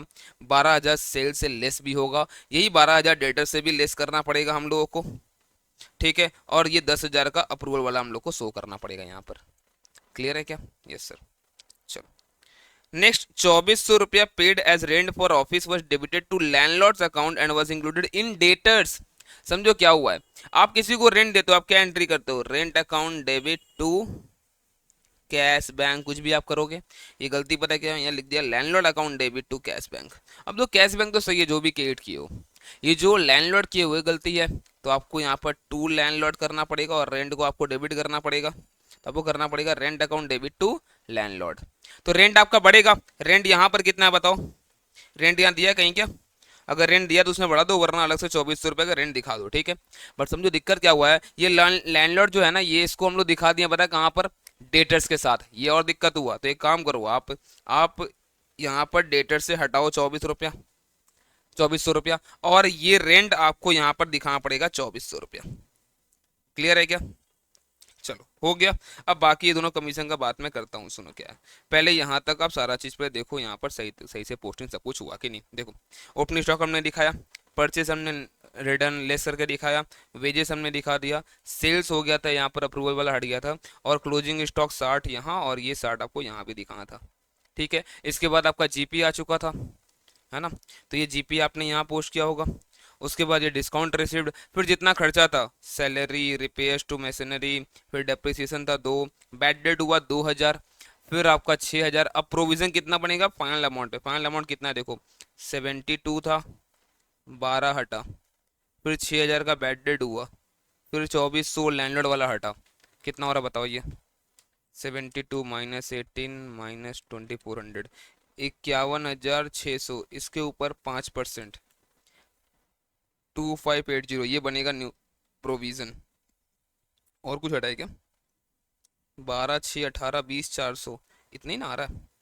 72 था कि 70 था, डेटा कितना था हमारे पास, अच्छा 70 था क्या, ठीक है 70 कर लो इसको, 70,000 डेटा था, ठीक है ना। तो ये बचा 52 और माइनस यहाँ से हटाओगे तो कितना आता है, तो 70 -18 52 और 2,400, 49,600 का 5%, 2,480, डन। तो ये 2,480 यहाँ से हटेगा, और ये हमारा क्लोजिंग प्रोविजन है, तो आपको यहाँ पे इतना अमाउंट आपको यहाँ दिखाना है। अब देखो हमें कितना यहाँ पर टोटल दिखाना है, 2 6 8 और यहाँ पर 2,480, 10,480, ऑलरेडी 10,000 रुपया बनाया हुआ प्रोविजन, आप 480 यहाँ पर दिखा दो, या फिर अब पूरा 10,480 यहाँ दिखाओ, 10,000 रुपये यहाँ पर दिखा दो, चलेगा। और इसका जो कैलकुलेशन होता है वो हम लोग already provision for doubtful date जब निकालते थे, याद है bad debt account, PVD account जब बनाते हैं हम लोग, तो वहाँ भी हम लोग सीख रखे हैं, है ना। अब देखो इन सबके बाद क्या होता बात, अब देखो ध्यान से, यहाँ दो लोग को कमीशन देना आपको, बोला जनरल मैनेजर को कमीशन देना है 10% of net profit after charging his commission. Okay आगे बढ़ते हैं, वर्क मैनेजर को कमीशन देना है 12% of net profit before charging general managers commission and his own. अब समझो क्या बात है यहाँ पर, समझो किस तरह से बात हो रहा है। मान लो ये जो हमारा जीपी है, ये जो हमारा जीपी है, ये मान लो पीएल आपका भाई, जीपी है 5 लाख रुपया, और ये सब कुछ कर गुरा के यहाँ पर मान लो, देखो कुछ एरर हो गया था बीच में, ठीक है, देखो यहाँ क्या बोलते हैं।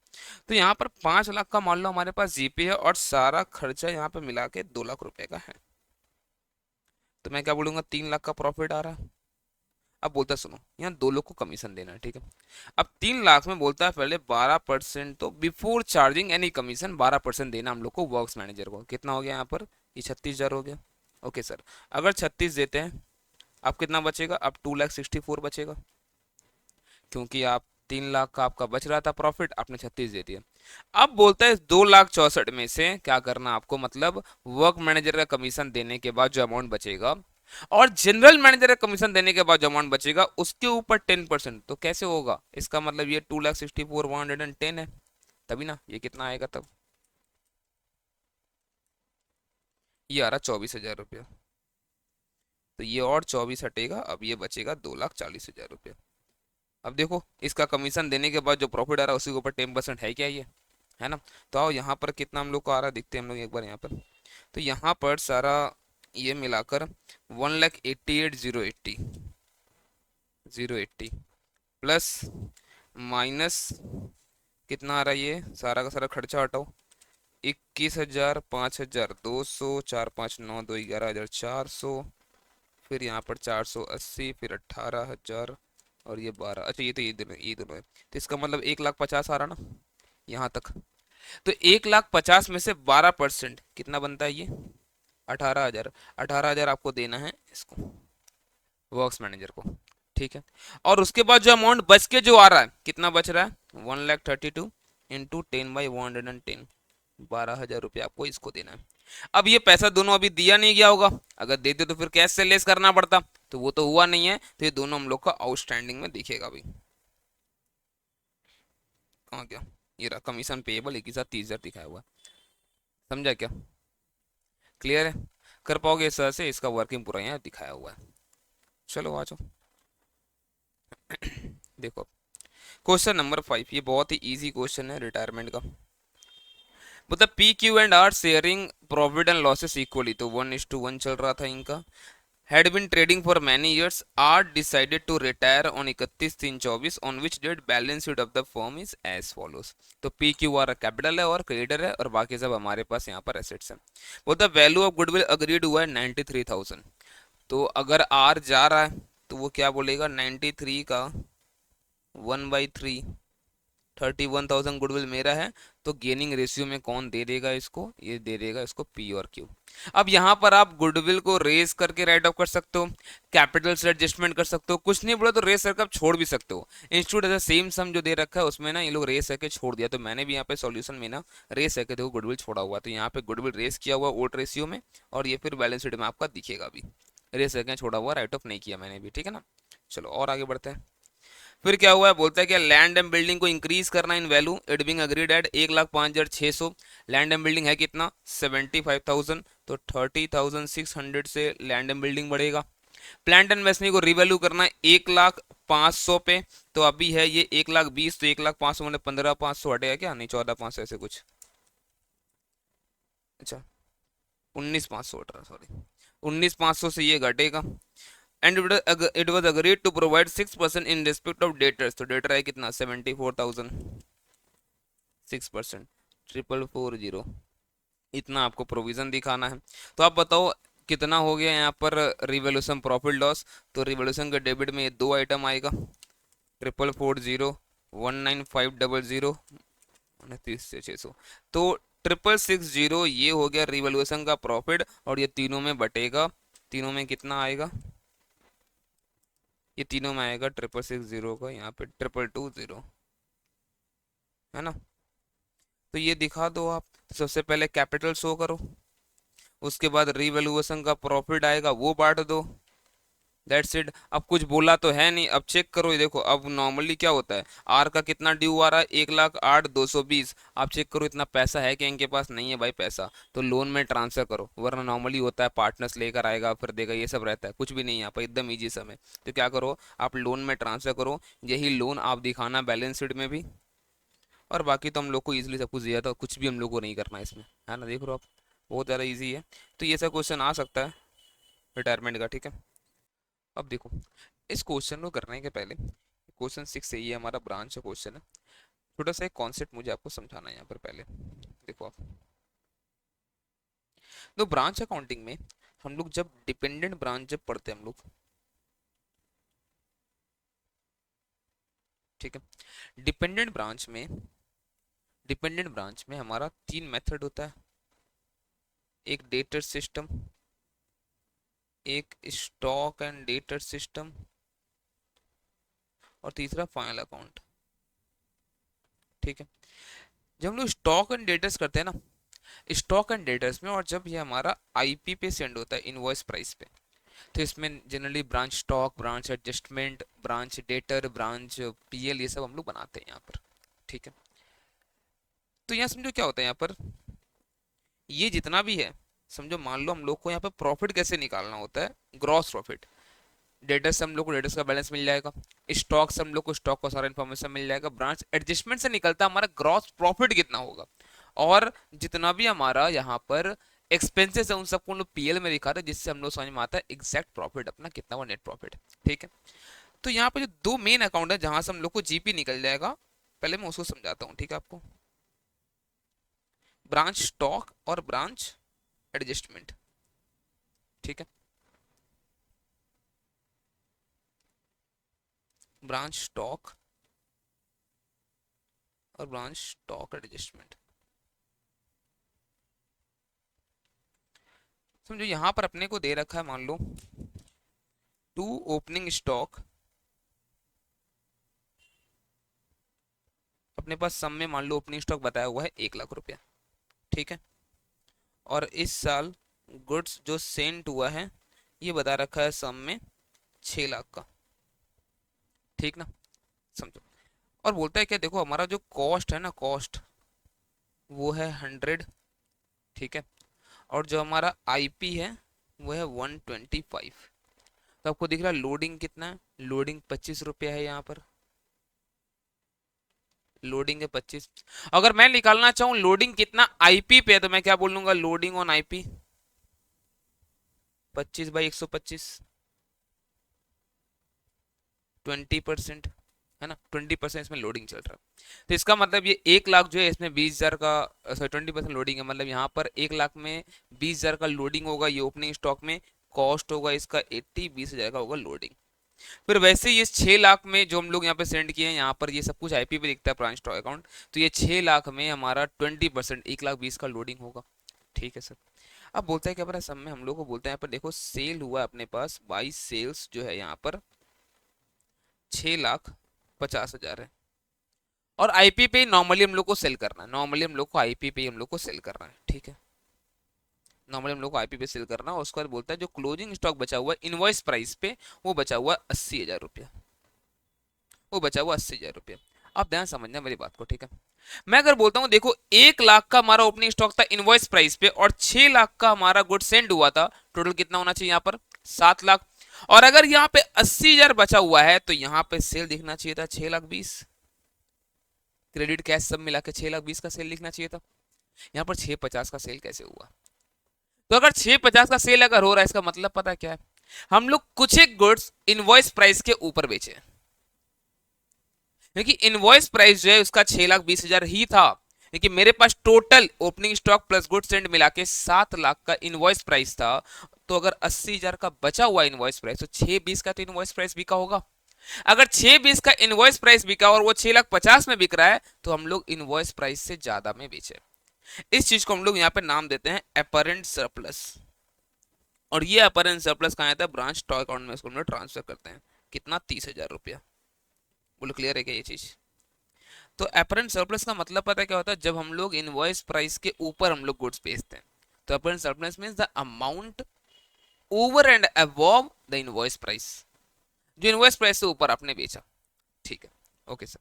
तो अब यहां से हम लोग जीपी कैसे निकालते हैं, ये समझना अपने को, ठीक है। देखो यहाँ पर हमारे पास ओपनिंग था 1 लाख रुपया, तो हम लोग बोलते हैं देखो ये हमारा ओपनिंग स्टॉक रिजर्व है,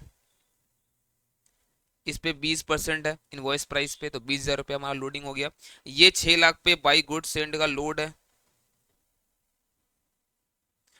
तो 1,20,000 रुपया। हम लोग ये एक्सपेक्टेशन किए थे, हम लोग इस साल 1,40,000 का ग्रॉस प्रॉफिट हम लोग यहाँ पर कमा लेंगे, ये हम लोग एक्सपेक्टेशन यहाँ पर रखे थे अपना। ठीक, ओके सर।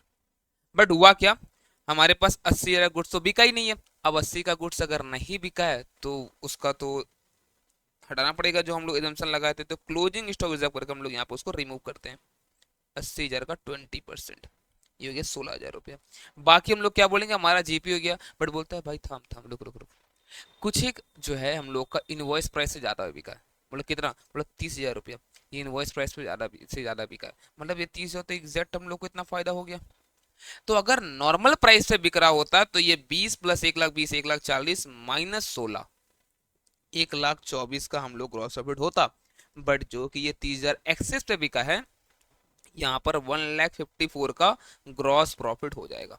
आपको समझ में आ रहा है क्या कॉन्सेप्ट, यहाँ पर कैसे निकालते हम लोग अपरेंट सरप्लस और पैसे हम लोग ब्रांच स्टॉक एडजस्टमेंट बनाते। यही जीपी जाता है आपका यहाँ पर अब पीएल में, और फिर सारा खर्चा दिखाते हैं हम लोग, तो हमारा आता है नेट प्रॉफिट। अब बहुत ज़्यादा पता है, सब में बोलता है ब्रांच पीएल बनाना नहीं है, सिर्फ आपको ब्रांच स्टॉक एडजस्टमेंट बनाना है। अगर ऐसा है तो आप ब्रांच का एक्सपेंसेस जो होता है ना, आप यहीं पे मान लो ब्रांच एक्सपेंस है 30,000 रुपया, चाहे छोड़ो एक्सपेंस मान लो 20,000 रुपया, तो आप यहीं पे क्या बोल सकते हो, 1,34,000 हमारा नेट प्रॉफिट है, आप यहीं दिखा सकते हो अगर कुछ नहीं बोला है तो। ठीक है ना। अब आओ यहाँ पे सम है, यहाँ पर वो देखते हैं हम लोग क्या है। मैंने ना एक डिपेंडेंट ब्रांच पे एक बहुत ही इंपॉर्टेंट सम मैंने ऑलरेडी ना अपलोड कर रखा है, देखना वो सम जरूर देखना आप, बहुत अच्छा सम है। उस एक सम से बहुत अच्छे से आपको पूरा रिवीजन हो जाएगा, पक्का देखना उसको, ठीक है। इंपॉर्टेंट सम करके मैंने आप अपलोड कर रखा है डिपेंडेंट ब्रांच के लिए, ठीक है। देखो, मैं हो सकता तो अगर मिला तो मुझे, मैं लिंक भी मैं दे दूंगा, ठीक है। देखकर मैं लिंक भी एक बार मैं दे दूंगा उसका, इसमें इस वीडियो के डिस्क्रिप्शन में। तो क्या बोलते हैं, green limited with their HO at Kolkata invoice goods to their Patna branch at 20% less than the list price which is cost plus 100%। इसका मतलब समझो आप, अगर कॉस्ट हम लोग मान लेते हैं 100, तो इनवॉइस प्राइस कितना होगा और लिस्ट प्राइस कितना होगा, तो लिस्ट प्राइस हो जाएगा 200 रुपया। 100 प्लस 100% ऐड करके भेजते हैं हम लोग, लिस्ट प्राइस होता है वो। और इनवॉइस प्राइस कितना होगा, 200 माइनस 20% ऑफ 200, लेकिन इनवॉइस प्राइस जो होगा हमारा लिस्ट प्राइस से 20% कम है, तो 160। इसका मतलब इनवॉइस प्राइस हो गया 160, कॉस्ट हो गया 100, लिस्ट प्राइस हो गया 200 रुपया। हम लोग भेजते किस पे, इनवॉइस प्राइस पे, तो 60 रुपया लोडिंग हो रहा है। तो अगर कॉस्ट पे बात करो तो एग्जैक्ट 60% का लोडिंग है ना कॉस्ट पे। और अगर आईपी पे बात करो तो 60/160 का लोडिंग है, ये चल रहा है अभी यहाँ पर। आगे बढ़ते क्या बोल रहे हैं, with instruction that cash sales are made at invoice price. तो कैश सेल हम लोग जो करते हैं वो 160 पे हम लोग करेंगे। लेकिन जो क्रेडिट सेल होगा ना, ये क्रेडिट प्राइस लेकर सेल होगा, ठीक है। क्रेडिट सेल जो होगा ना वो होगा लिस्ट प्राइस। समझो यहाँ पर आपको हिंट मिलेगा ना, अगर क्रेडिट सेल हो रहा है अगर इनवॉइस प्राइस पे नहीं, लिस्ट प्राइस पे, तो हमारा ब्रांच स्टॉक किस पे बनेगा, वो बनेगा हमारा इनवॉइस प्राइस पे 160 पे। आपको लग रहा है इनवॉइस प्राइस से ऊपर सेल हो रहा है, अपरेंट सरप्लस तो ऐसे निकल जाएगा इजीली। जो भी सेल, मान लो मैं बोलता हूँ कि 1 लाख का अगर क्रेडिट सेल अगर होता है इसमें, तो डिवाइड बाई 200 इंटू 40 का डिफरेंस रहा ना इनवॉइस प्राइस से, तो यहाँ पर 40, तो मतलब यहाँ पर 20,000 रुपया, तो सिर्फ क्या हो जाएगा हमारे पास यहाँ पर अपरेंट सरप्लस। क्लियर है क्या, चलो आप पढ़ते आगे क्या लिखा ऊपर। बोलता from the following particulars prepare करना है ब्रांच स्टॉक अकाउंट और branch stock adjustment account for the end 31 मार्च 24।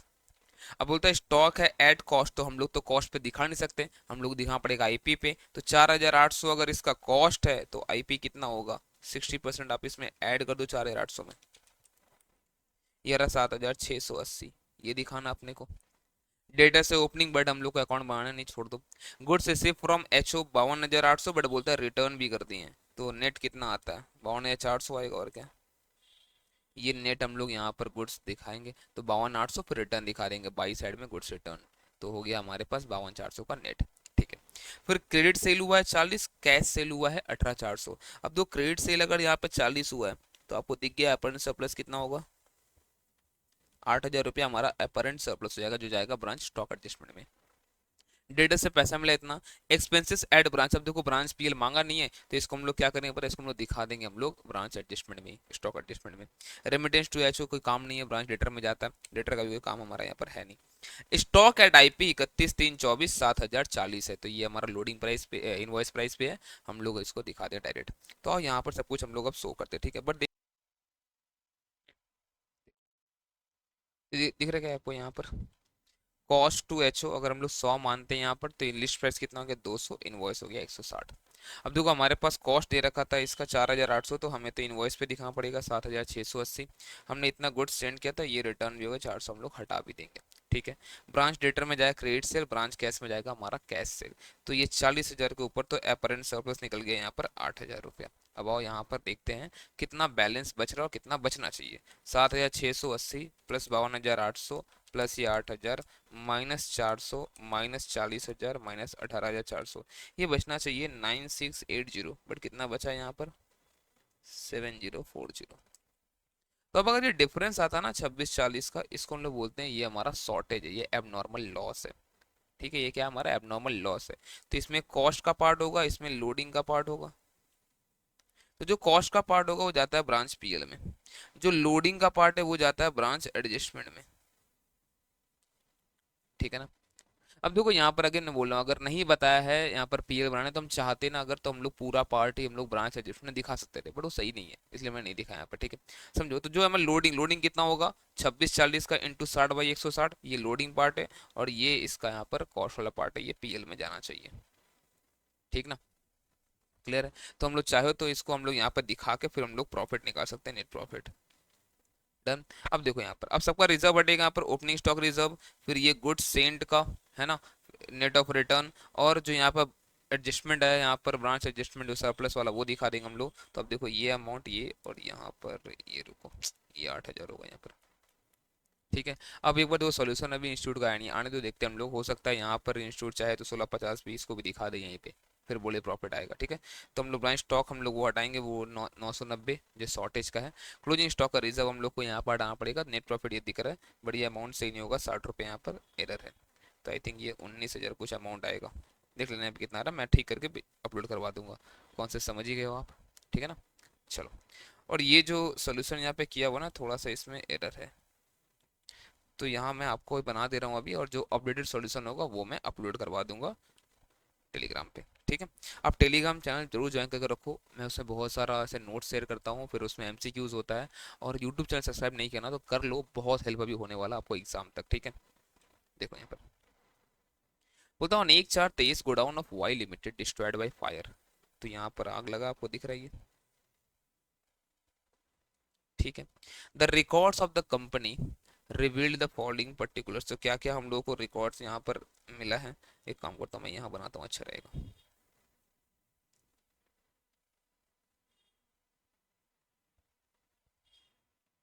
अब देखो यहाँ से हम लोग को दिख रहा है क्या, जो डेट दे के रखा है यहाँ पर, स्टॉक ऑन 1/1/23, 31/12/23, ये कैलेंडर ईयर लोग फॉलो कर रहा है, ये हम लोग को यहाँ पर दिख रहा है। ठीक है। तो ये मान लो 31/12/23 था, ये 1/1/23 था, और यहाँ पर 1/4/23 को आग लगा है ना। तो ये हो गया हमारा ट्रेडिंग का पीरियड, और ये हो गया हमारा मेमोरेंडम ट्रेडिंग का पीरियड। तो यहाँ पर बता रखा है स्टॉक था ओपनिंग 75,000, क्लोजिंग था 80। तो यहाँ पर स्टॉक जो है वो है 75,000, और यहाँ पर है 80। और यही 80 कुछ अगर दिक्कत नहीं हुआ तो यही 80 हमारा ओपनिंग स्टॉक बन जाएगा मेमोरेंडम पीरियड का। फिर बताया उस साल का परचेज 3,10,000, उस साल का सेल 4,00,000। तो उस साल का परचेज है यहाँ पर 3,10,000, और उस साल का सेल है यहाँ पर 4,00,000। सॉरी, क्या हो रहा है इसको, रुको 1 मिनट। तो उस साल का सेल है यहाँ पर आपको 4,00,000 रुपया, ये दिखा दोगे आप? ओके, और आगे बढ़ते हैं। फिर यहाँ पे परचेज इतना से लेकर to to the date of आया, मतलब मेमोरेंडम का है 75, और सेल है मेमोरेंडम का 1,00,000 रुपया। तो अगर ये 75 और 1,00,000 है परचेज, और सेल है 1,00,000, ये इसका यार दिमाग खराब कर रखा है तो।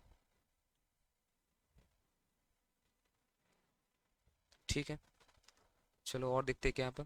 अब बोलते हैं कि यहाँ पे ये इंपॉर्टेंट है, ठीक है, ध्यान से देखना। बोलते हैं in valuing the closing stock of 2023, मतलब इसका बात चल रहा है, 5,000 was written off whose cost was 4,800। अब समझो क्या होता है।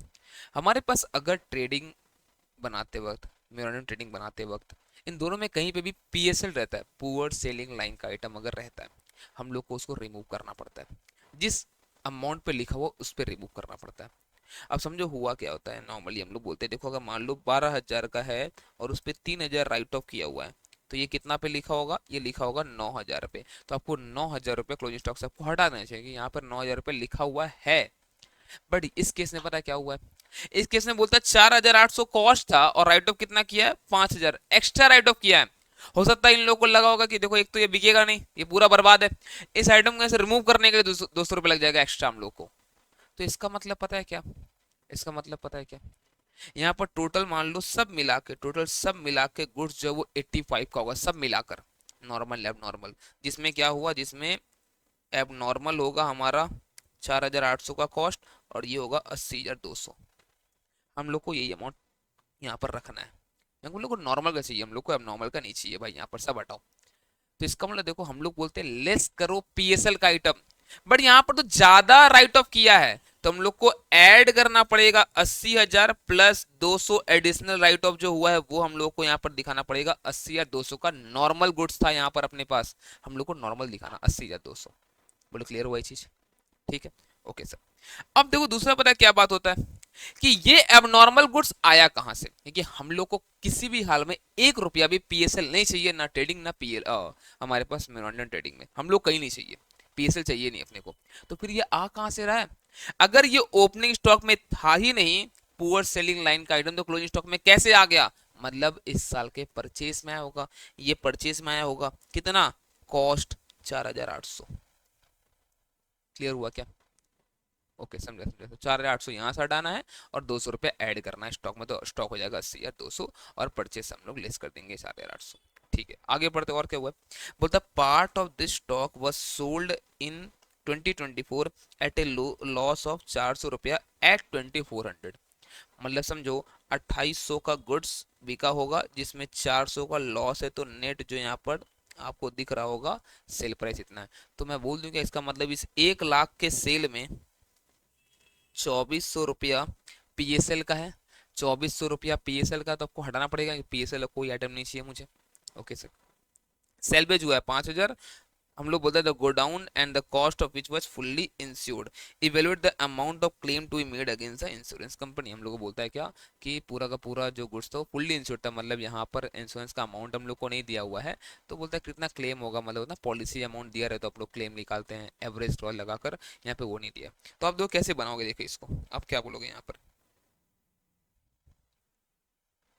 आप ट्रेडिंग बनाओगे जहां से आपको जीपी रेट मिल जाएगा,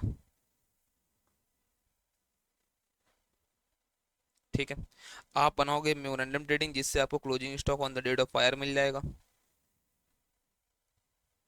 ये बन रहा है मान लो आपका ट्रेडिंग, और ये बन रहा है, आपको कॉपी करना है तो आप कर सकते हो, ऐसे मैं पूरा अपडेट करके भेज दूंगा टेलीग्राम पे, ठीक है, मेमोरेंडम ट्रेडिंग।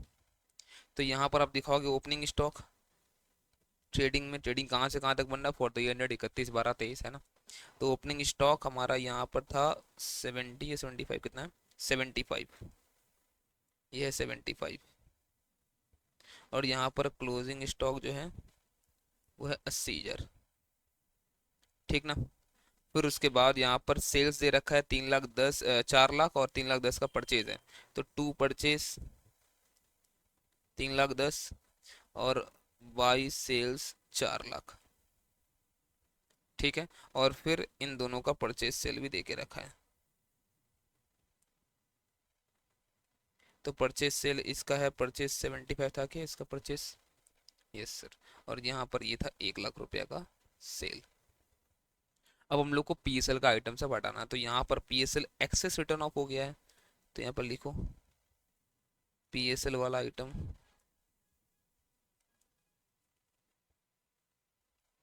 तो हम लोग क्या बोलेंगे 5,000 माइनस 4,800, तो इसका मतलब हमारे पास नॉर्मल गुड्स जो था वो 80,200 का था, ठीक है, और वो 4,800 जिसमें 85 हुआ था, 5,000 राइट ऑफ करने के बाद 80,000 दिख रहा था। तो ये आया कहाँ से होगा, परचेज से, ओपनिंग में तो था ही नहीं ना, ओपनिंग में था ही नहीं भाई ये तो पीएसएल यहीं से तो आया होगा, तो 2,05,200 आ रहा है क्या, फिर 3,05,200, ठीक है। अब फिर सेल में यहाँ पर पीएसएल इंक्लूडेड है, आपको यहाँ से बढ़ाना पड़ेगा 2,400 रुपया, ये रहा 97,600। अब आओ जीपी का रेट, अब इसलिए हम लोग यहाँ से निकाल सकते हैं। तो यहाँ पर हो गया 4,80,200 -75 -3,05,200, तो ये 1,00,000 रुपए का जीपी है। और 1,00,000 का जीपी है अपॉन 4,00,000, मतलब 25% का जीपी होता है सेल पे। तो 97,600 पे 25% का जीपी कितना हो जाएगा? 24,400। और ओपनिंग स्टॉक ये वाला बन जाएगा हमारा, है ना। अब मिला लो कितना स्टॉक था on the date of fire, 80,200 plus 75 24,400 minus 97,600, 82 का हमारा स्टॉक था on the date of fire, on the date of fire by closing stock. ठीक है, अब समझो ये पूरा का पूरा कैसा गुड्स है, ये पूरा का पूरा नॉर्मल है, ये नॉर्मल गुड्स है। ये पूरा कैसा है? ये पूरा नॉर्मल गुड्स है। समझो नॉर्मल गुड्स मतलब कोई पीएसएल नहीं है, एक भी रुपया इसमें। ठीक है सर। अब हम लोग को देखना पड़ेगा क्या कुछ एबनॉर्मल वाला भी कुछ बचा हुआ है क्या, क्या कुछ एबनॉर्मल वाला कुछ बचा हुआ है क्या। तो हम लोग चेक करते हैं यहाँ पर। ठीक है, हम लोग चेक करते हैं यहाँ पर, देखो क्या, ध्यान से देखना। तो बोलता है क्या, देखो यहाँ पर कि गोडाउन में अपने पास जो टोटल गुड्स था इसमें 2400 में बेचे हैं, 400 का लॉस, मतलब 2800 का गुड्स बिक चुका है। कितना का था सर? 4,800 का कॉस्ट का था, 2800 का बिक चुका है, तो 2,000 बचा होगा। लेकिन इस 2,000 का वैल्यू कितना लेना है सब में बताएगा, जनरली आपको 60% 70% बताएगा। अगर नहीं बताया तो फिर आपके ऊपर है, एजम्पशन लेकर आप कर सकते हो। तो हम लोग चलो यहाँ मानते हैं, अभी इंस्टीट्यूट का सोल्यूशन तो यहाँ पर है नहीं, तो हम लोग मान के ऐसा कर रहे हैं कि 100% पूरा का पूरा ये लोग ले रहे हैं। तो क्या करेंगे पता, हम लोग 2,000 हम लोग पीएसएल का भी हम लोग यहाँ पर दिखा देंगे। ठीक है, तो यहाँ पर क्या बोलेंगे हम लोग पता है कि देखो 4,800 का था, माइनस 2,800 हट गया, तो 80,000, सॉरी ये 84,000 का टोटल था goods on the date of fire, normal abnormal सब मिलाकर, ये इतना था। ठीक है, हो गया सर। अब हम लोग को देना पड़ता है सैलवेज कितना है, तो सैलवेज है इस सम में, सैलवेज है इस सम में 5,000 रुपया। कितना हो गया ये? 79। अब कुछ बोला नहीं है तो मानेंगे यही क्लेम हुआ, क्यों है कि हम लोग को अमाउंट बताया नहीं है यहाँ पर कि कितना है। बोलो क्लियर है क्या? क्लेम हम लोग को पॉलिसी का अमाउंट बताना नहीं, मानना पड़ेगा, हम लोग क्लेम होगा, फुल्ली इंश्योर्ड होंगे, कोई एवरेज क्लॉज नहीं है, मांग के हम लोग ऐसा चलेंगे अभी। डन क्या? चलो इसका पूरा अपडेटेड सॉल्यूशन यहाँ जो ये हुआ, थोड़ा थोड़ा एरर था इसमें बीच में कहीं कहीं पे, तो मैं अभी छोड़ दिया, जो अपडेटेड सॉल्यूशन जो होगा मैं भेज दूंगा वो। ठीक है, चलो आ जाओ। देखो यहाँ पर क्वेश्चन 7 का ए, ये AS11 का क्वेश्चन है। तो क्या बोलता है, during the financial year 23-24 Jets Limited an e commerce firm entered into foreign currency transaction related to the fee for technical services paid to Lucas Limited an Atlanta based organisation in USA. The transaction was for $24,000, ठीक है, which was entered into on 7/12/2022. The payment for the same was made on 20/5/24। Given that the exchange rate on 7/12/23 ये था $1 का 73.80, मतलब यहाँ पर ना ये 23 होना चाहिए लग रहा है मुझे। ठीक है, ओके। फिर 1/1/24 का $1 का इतना रेट था। फिर ऑन 31/3/24 ये हमारे पास $75.45 था, और 20/5 को जिस दिन फाइनल पेमेंट हुआ वो इतना इतना था। हम लोग को बोलता है you are required to evaluate the amount at which the transaction would get recognized in the books and evaluate the amount of foreign exchange gain or loss to be recorded in the financial statement for the years 23-24 and 24-25। ठीक है, समझो यहाँ पर क्या हुआ है।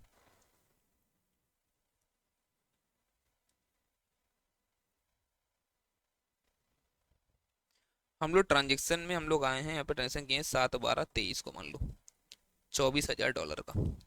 तो उस दिन $1 का रेट क्या था? उस दिन $1 का रेट था यहाँ पर 73.80, तो हम लोग उसी पे लिखेंगे उस दिन। तो जो इनिशियल रिकॉर्डिंग होगा वो on the date of transaction का जो रेट रहता है उस पर हम लोग कर लेते हैं।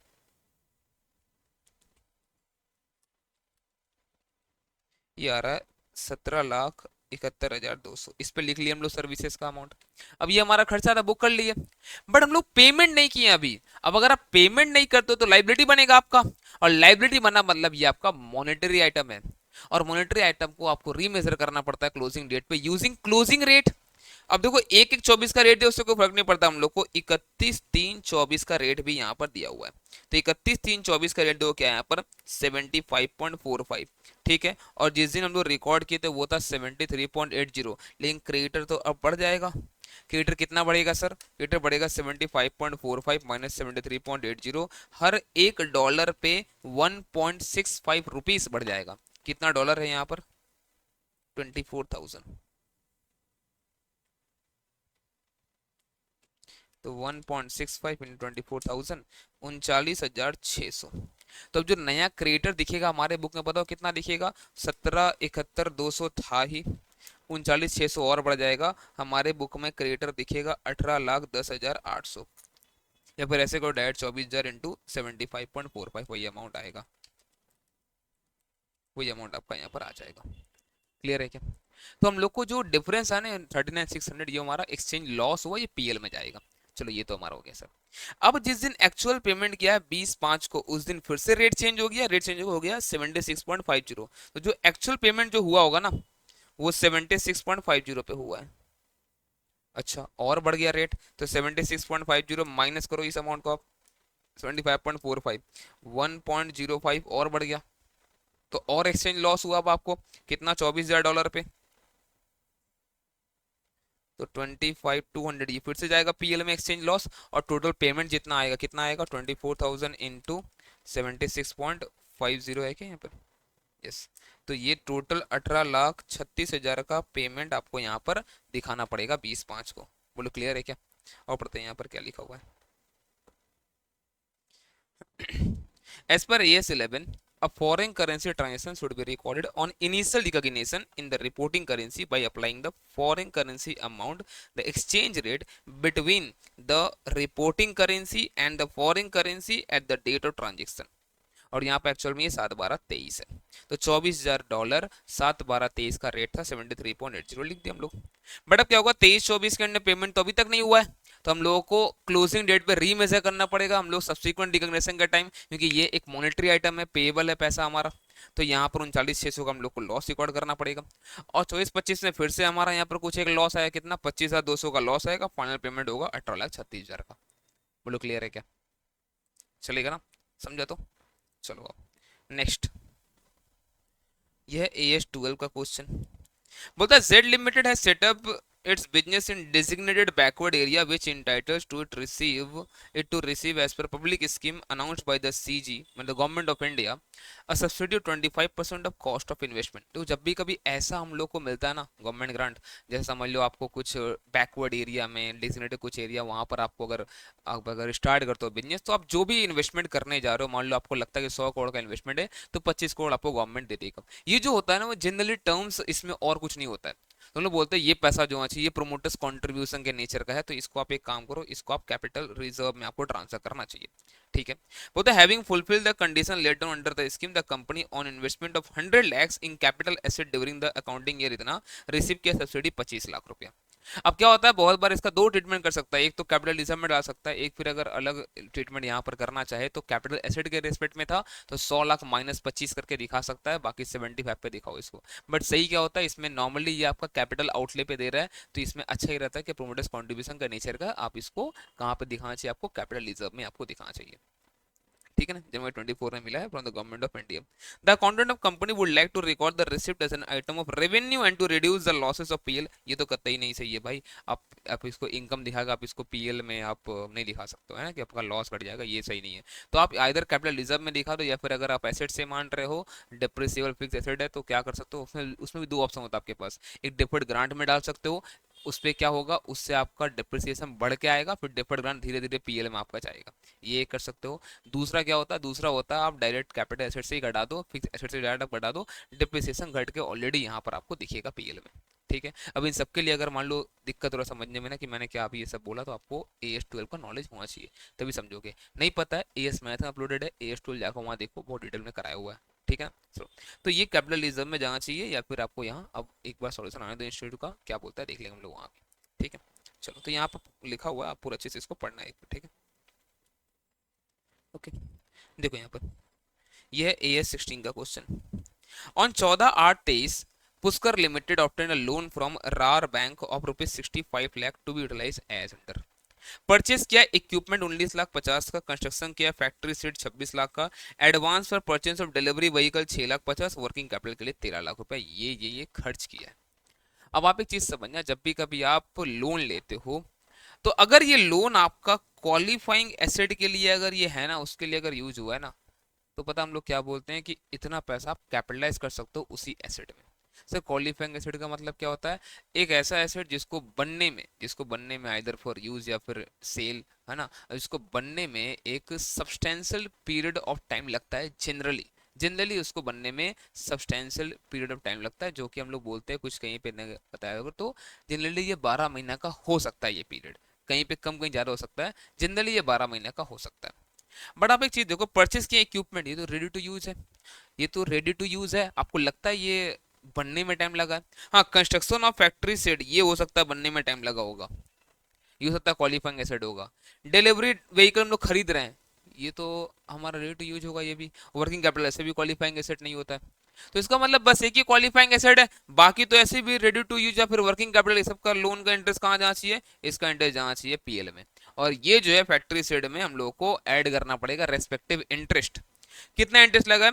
बोलता है कि इन मार्च 24 installation of the machinery was completed, तो ये जो इक्विपमेंट था वो कंप्लीट हो गया, उसका इंस्टॉलेशन और फैक्ट्री सेट भी हमारा कंप्लीट हो गया था, मशीन भी इंस्टॉल्ड हो गया था।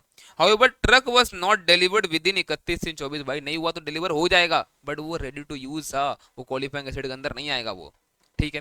टोटल जो इंटरेस्ट चार्ज किया बैंक वो किया 11.7 लाख, मतलब 11.7 लाख, 11,70,000 का यहाँ पे इंटरेस्ट चार्ज हुआ है। अब देखो 11,70,000 जो चार्ज हुआ ना, इसमें एक ही बस क्वालिफाइंग एसेट का है, ये 26 लाख रुपया आउट ऑफ 65 लाख का लोन।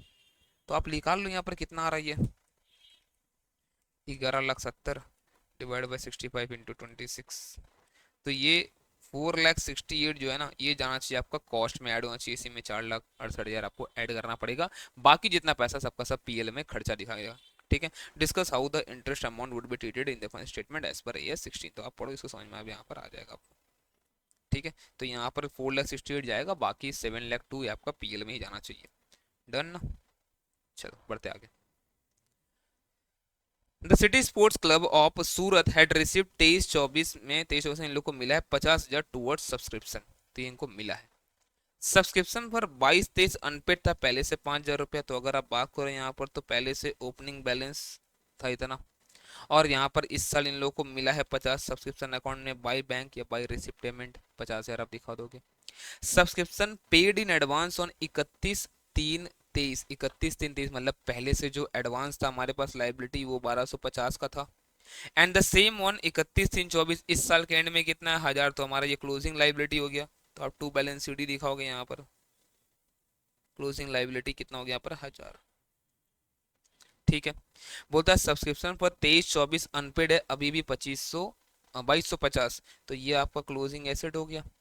अब बोलता है यहाँ पर क्या कैलकुलेट करो कितना अमाउंट जाएगा सब्सक्रिप्शन में, जो कि इनकम एक्सपेंडिचर में आपको दिखाना है। तो बस बैलेंस फिगर लिख दो यहाँ पर, 1250 प्लस 50,000 प्लस 2250 माइनस ये 6,000, 47,500। तो आप इसको अकाउंट बनाकर भी यहाँ पर आप दिखा सकते हो, या आप अगर चाहो तो इसको एडलेस में भी कर सकते हो। सर कैसे करेंगे एडलेस? देखो 50,000 का आपका यहाँ पर क्या था, 50,000 का था आपका रिसिप्ट। ठीक है। अब समझो इसमें बोलता है कि आपको दिखाना अब इनकम, ये तो रिसिप्ट है इस साल का। बोलता सब्सक्रिप्शन फॉर 22-23 अनपेड था 5,000, सोचो आप पहले से ही आउटस्टैंडिंग था 5, तो वही तो पहले मिला होगा, अगर लास्ट चेक आई ड्यू है पहले तो वही मिला होगा। बड़ा बताओ क्या वो इस साल का इनकम है? नहीं, बट पहले तो वही मिला होगा, 50,000 में 5,000 इंक्लूडेड होगा, तो आप 5,000 हटाओगे, वो तो इस साल का इनकम है ही नहीं। हमें निकालना है इस साल का इनकम कितना है, कितना मिला उससे फर्क नहीं पड़ता है, 50,000 मिला, हम लोग को निकालना इनकम कितना है। तो 5,000 तो जो मिला तो है, बट ये 5,000 हमारा इस साल का था ही नहीं, ये लास्ट ईयर का था, अभी मिल रहा है, हटाओ इसको यहाँ से। ओके। फिर बोलता है क्या, सब्सक्रिप्शन आपका पेड इन एडवांस है, लास्ट ईयर 31/3/23 को 1250 दिख रहा है एडवांस है। सोचो लास्ट ईयर के लिए एडवांस है, तो इस साल के लिए मिला होगा। अगर लास्ट ईयर बोलता एडवांस मिला था, इस साल मिला होगा, वापस से इस साल मिलेगा नहीं कि वो बंदा एडवांस दे चुका था, बट इनकम तो इस साल का है ना, तभी तो लास्ट ईयर एडवांस बोला था इसको। तो एक काम करो आप 1250 आप यहाँ पर ऐड कर दो। ठीक है।